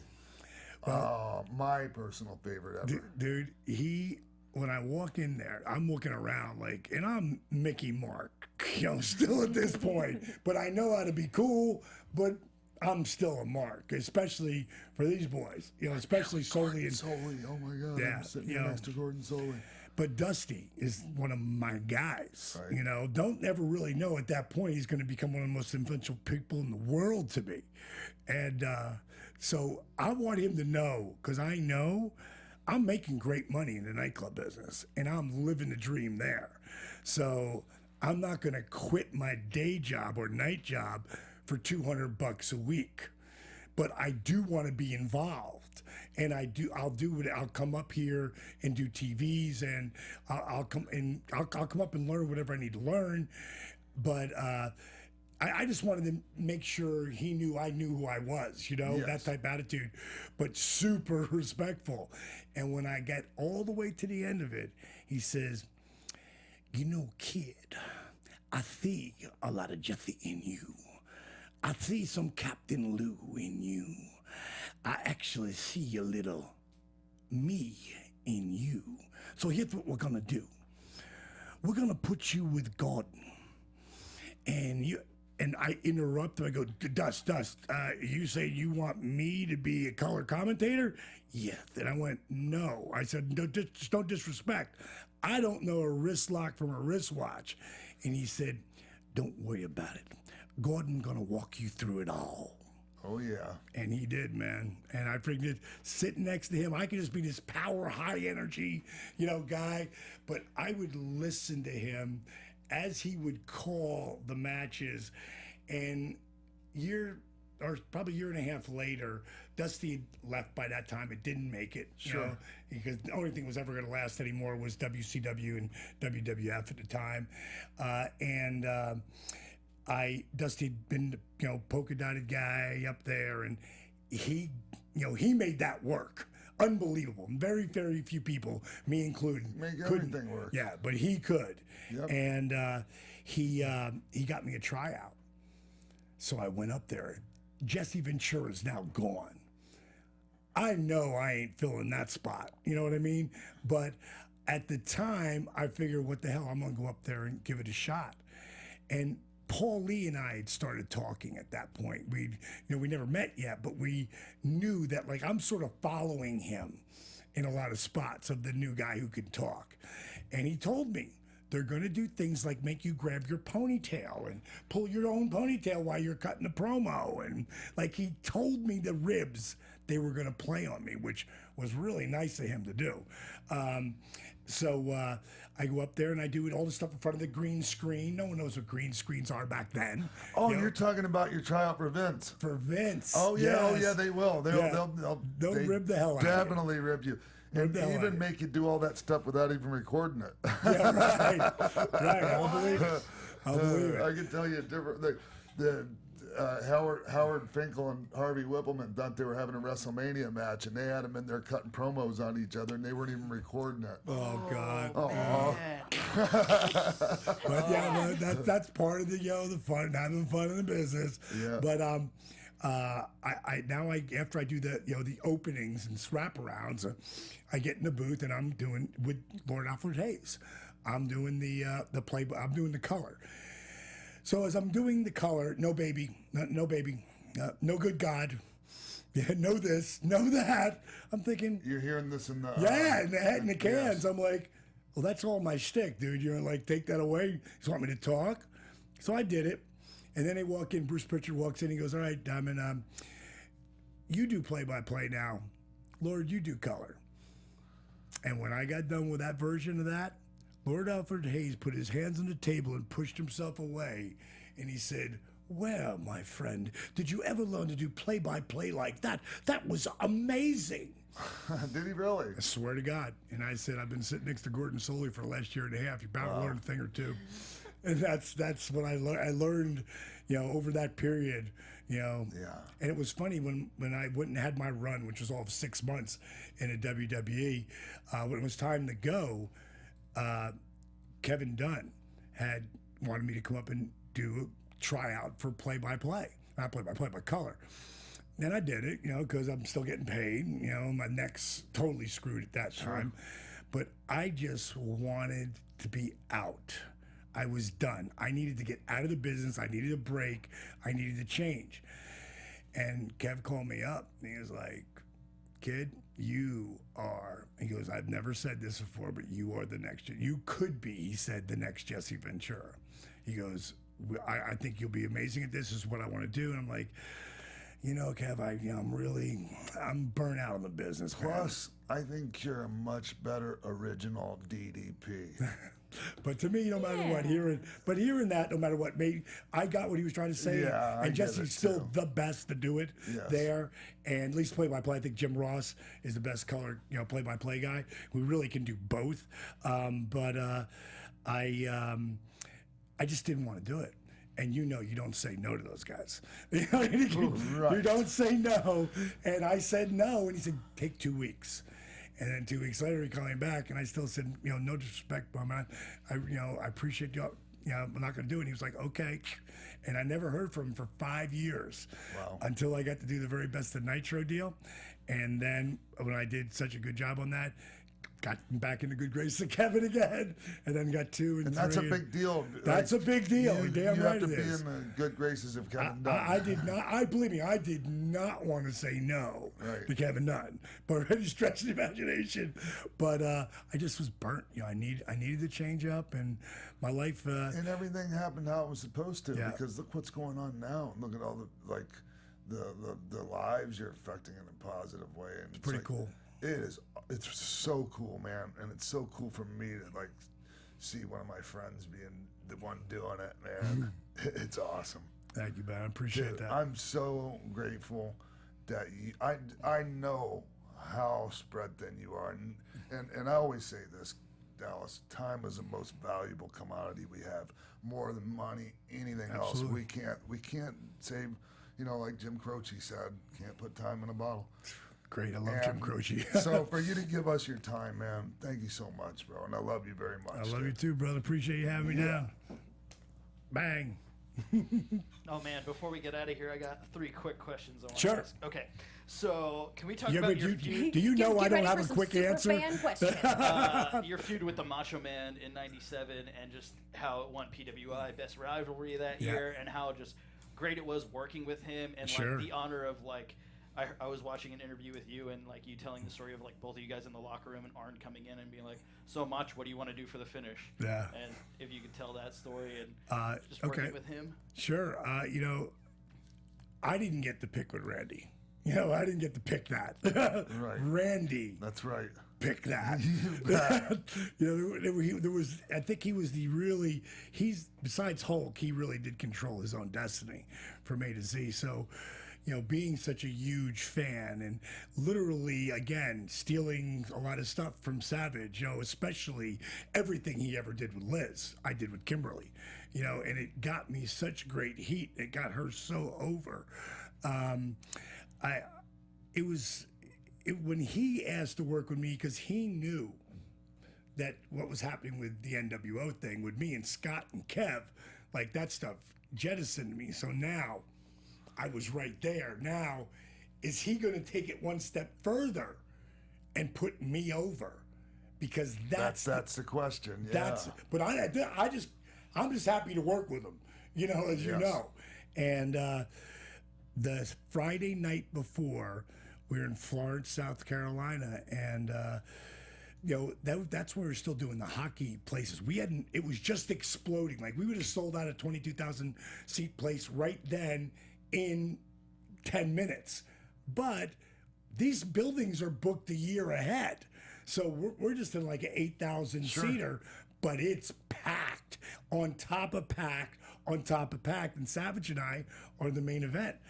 And we're in the back in the locker room, and it's the Friday before the pay-per-view on Sunday. And every night the NWO is just leaving me laying, or I'm hitting a couple diamond cutters and escaping through the crowd. But every single night, there's no finish, ever. And Arn comes in and he says, "So much, what do you want to do tonight?" He's putting his boots together. I'll never forget it. He tied him up. He looked up. He goes, "I think I want to take the diamond cutter." And he went back down. And man, Arn and I, we went through some heat together. Wow. There's a point where Arn had told me I was never going to be a top guy. And he said it because Savage, Hogan, Flair, Luger, or Sting are never going to put you over because you're not perceived as a top guy. He later would apologize for that, but it's something. I have no, I love Arn. I have no negative feelings about anything of anybody, but you still don't forget some of the comments. And he was making a statement on how things worked around there. Because like if you got paid more than one guy, you didn't put him over. It seemed like that was how they did things. And this was going to break that tradition to a certain degree. Damn sure did. And Arn just looked at me and he went like, "Diamond, I hope you realize what an honor this is." I was like, "Yeah, I do." Hope you renegotiated your contract right after that, too. I didn't, man, because what happened was we go out there for the match, Randy beat the piss out of me that night. And, right at the end, I blew that little comeback, and he stopped me, went to slam me, and went, "Cutter." And out of the slam, I pulled out the diamond cutter, and the roof blew off.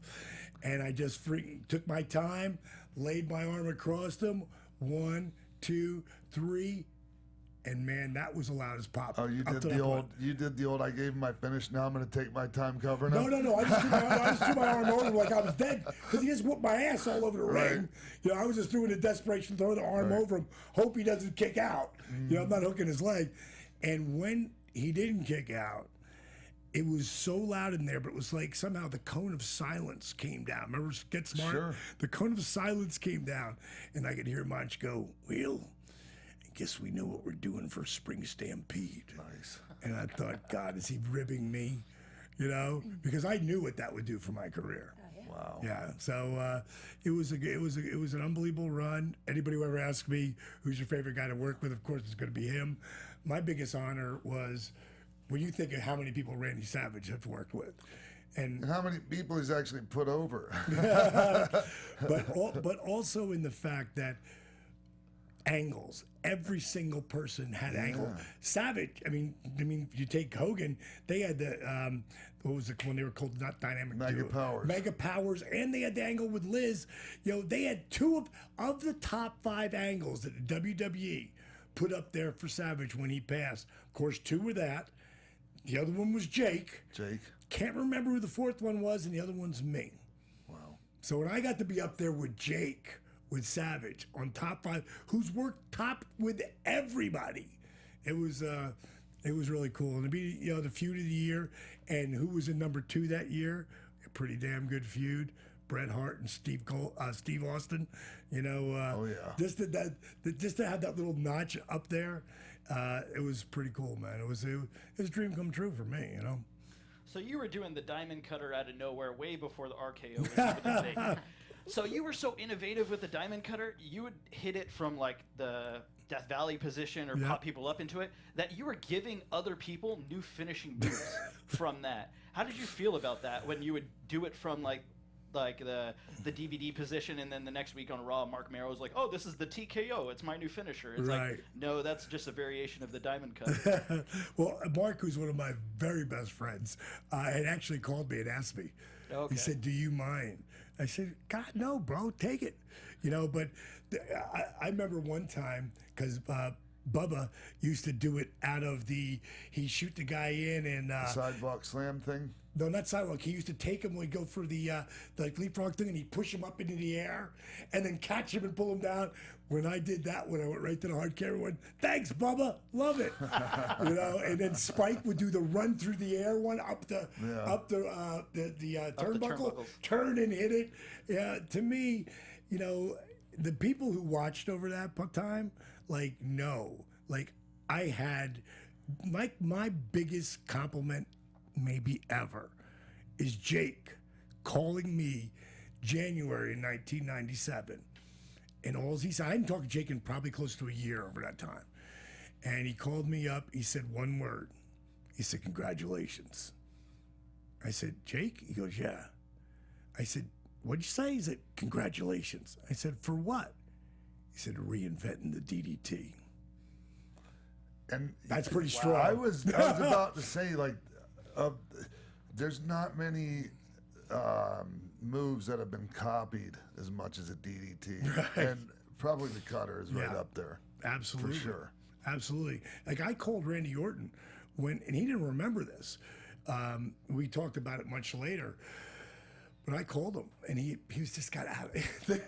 I would find out later he had just got out of shoulder surgery around that time. I remember he was hurt. Yeah. But I wanted him when he came back to use the cutter because I love Orton's work.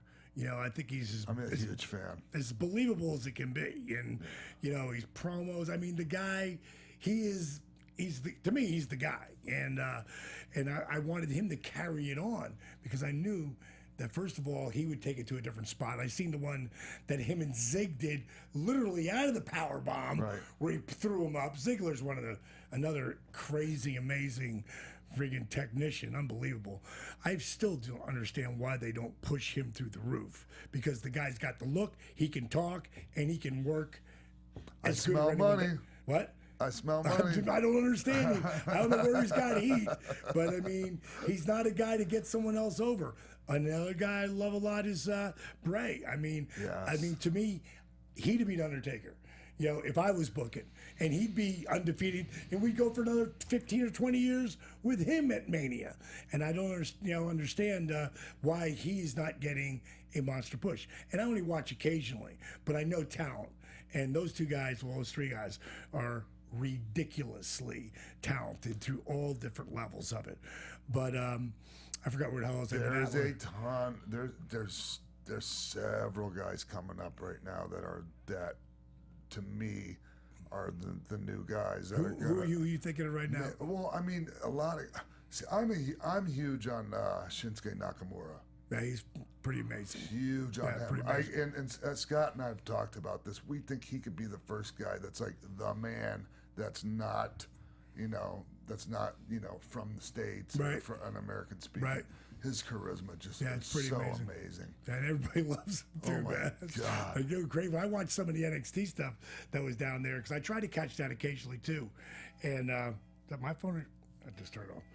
Sorry about that. Phone on there.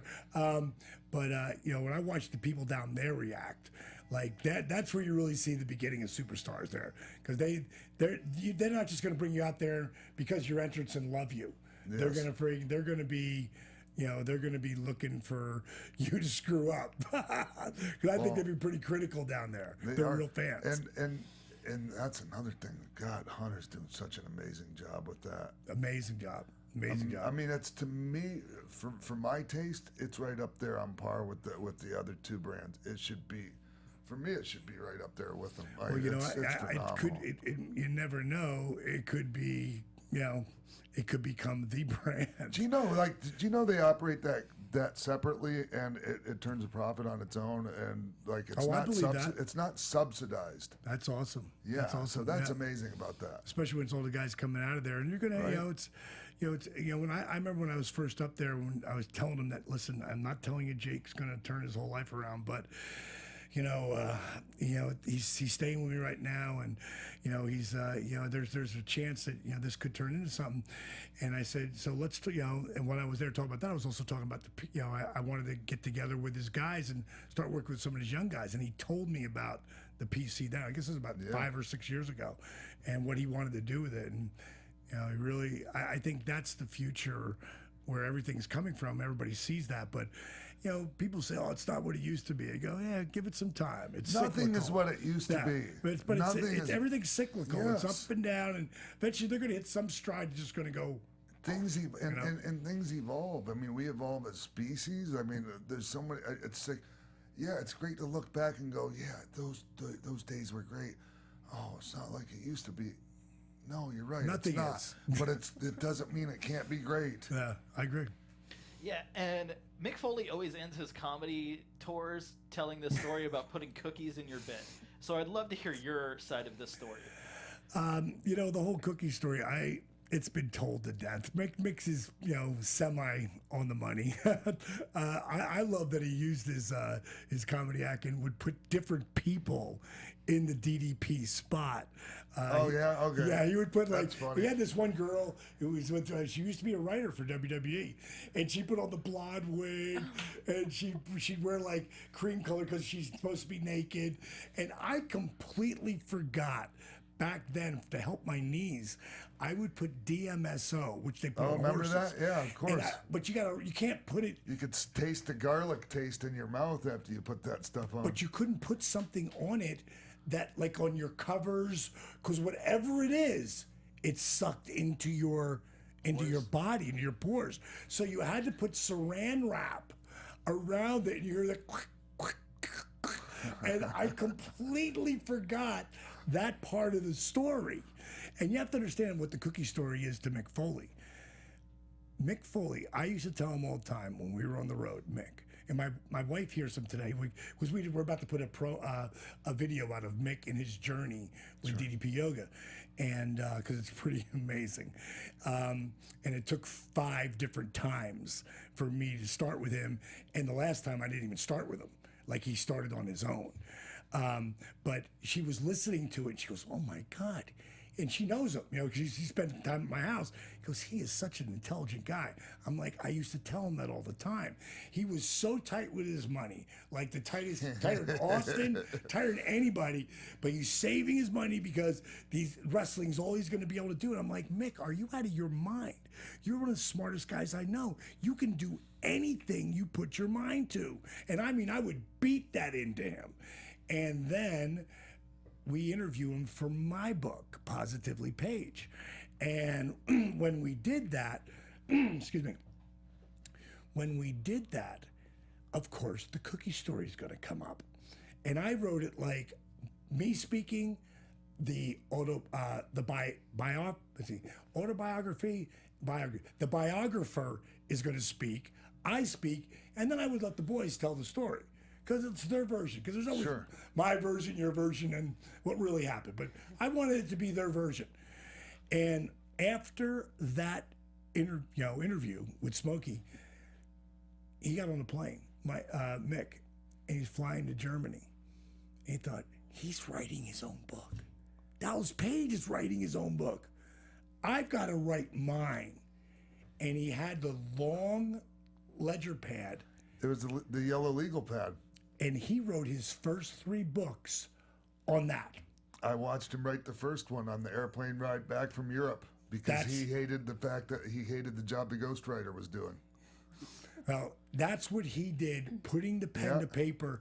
That's right. When he got his child's book, he was at my house in Atlanta years ago, and he said, I want to thank you for, putting that in my brain, but also interviewing me for that, cookie story, because I don't know if it would have clicked off the way it did, because his book was all of his books have been incredibly successful. He's a great writer. He's a great storyteller.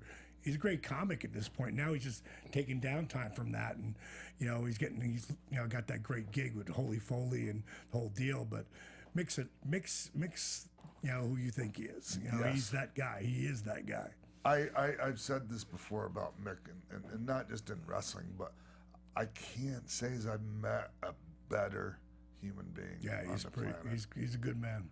And that just sounds like blowing smoke, but I mean, really, it's really 100% true. It's not really. There's no gimmick there. No, and I'll leave you with this. We were doing an autograph session for Comic-Con together. It's the only time we've ever really done it, but it was like about 4 weeks ago, and I was sitting in the lobby watching some game that was on in this sweet hotel that's on the ocean in Miami, and Mick came rolling in, and he sat down next to me. He goes, hey, I got to thank you, man. I go, thank me for what? He goes, I had some friends here tonight, and they wanted to go to dinner. And we got outside the hotel, and they said, well, the place we want to go to, blah, blah, it's like 6 blocks away. Do you want to take a cab? Mick said, no, I think I want to walk. He goes, I just walked to the restaurant, 6 blocks. He goes, and then I just walked back 6 blocks. He goes, thanks for not giving up on me. Nice. Because I never would have been able to do that. And that is like, I was like, awesome, dude. Really cool. That's amazing. So when and where are we going to see the video of his journey with DDP Yoga? Actually, it'll be up this week. My guy just sent it to me.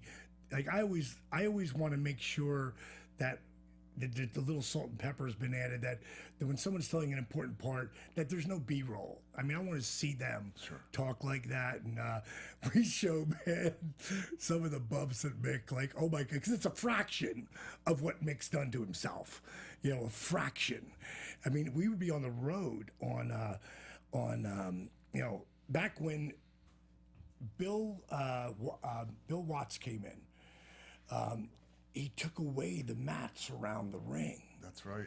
And Mick would do a running elbow off the apron down on the guy on the cement floor and take 85% of the bump. Every night. Every night. He'd take the pain, didn't put it on you to be his crash pad.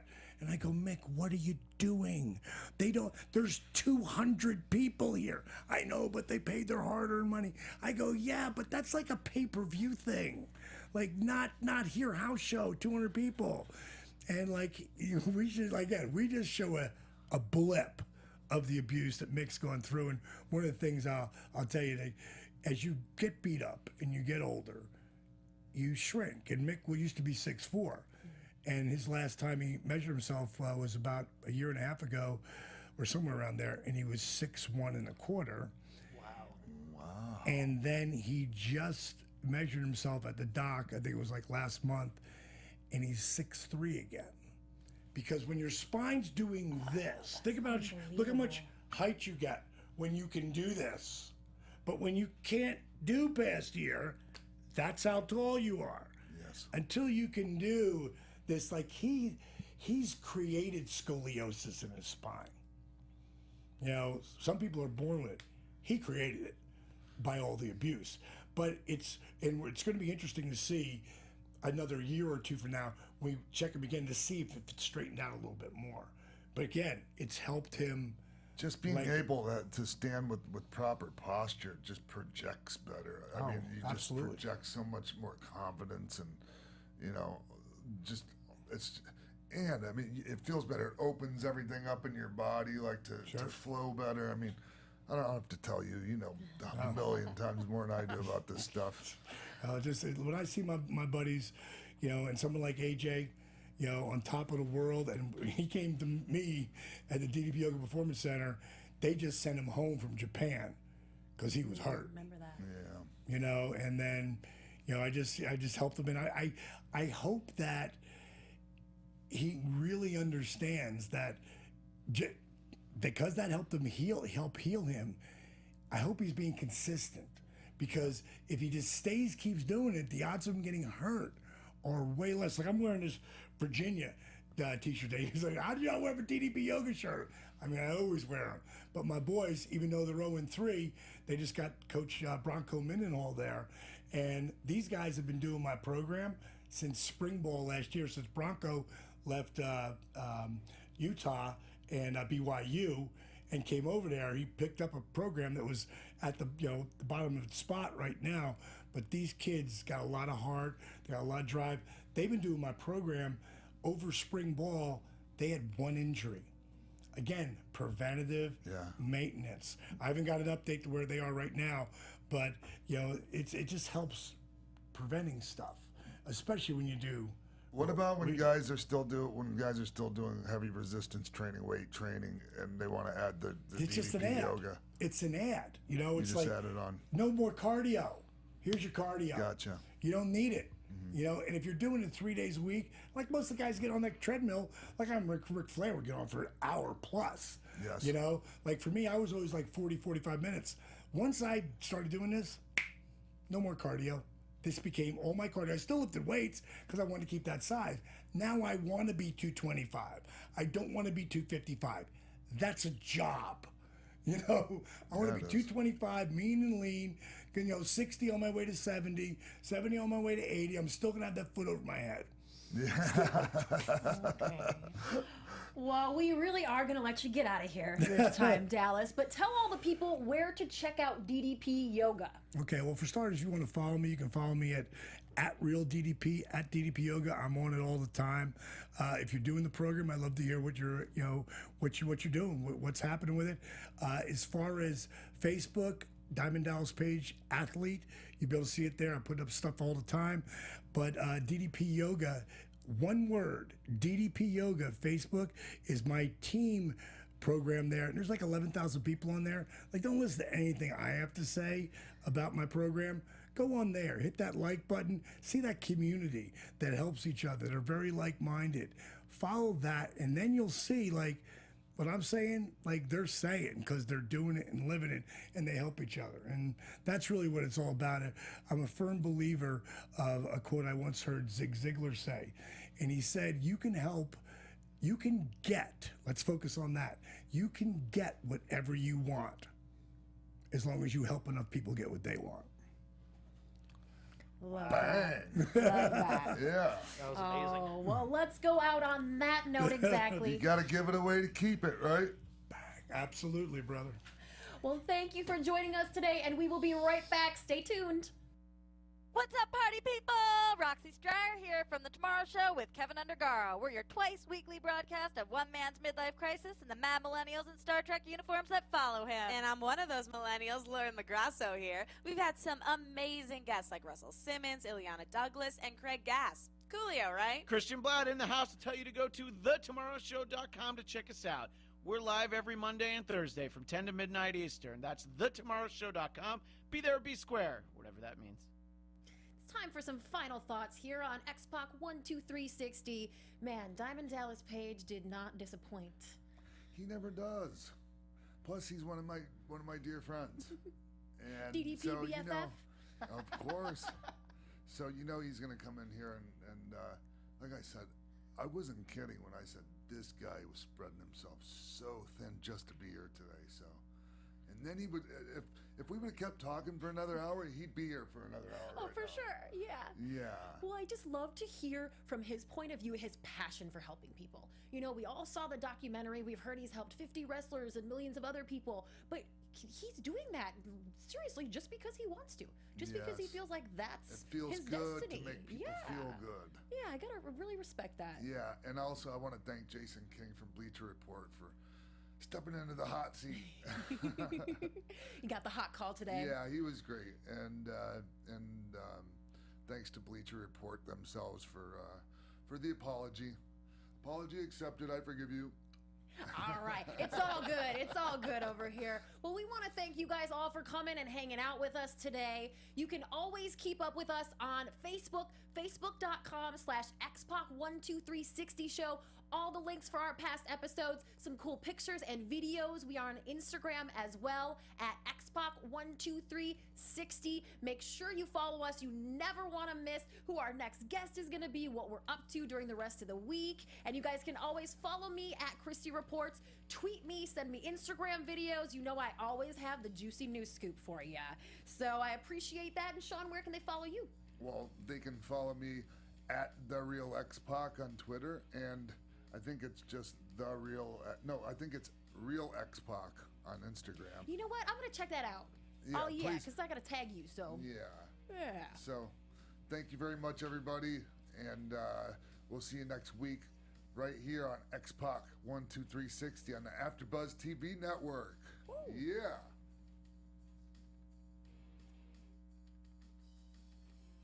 From executive producers Maria Menounos, Phil Svitek, Keven Undergaro, producer Jimbo Frank, me, Christy Olson, the managing editor of AfterBuzz TV's Pro Wrestling News Division, and the entire X-Pac 12360 staff, we would like to thank you for tuning in.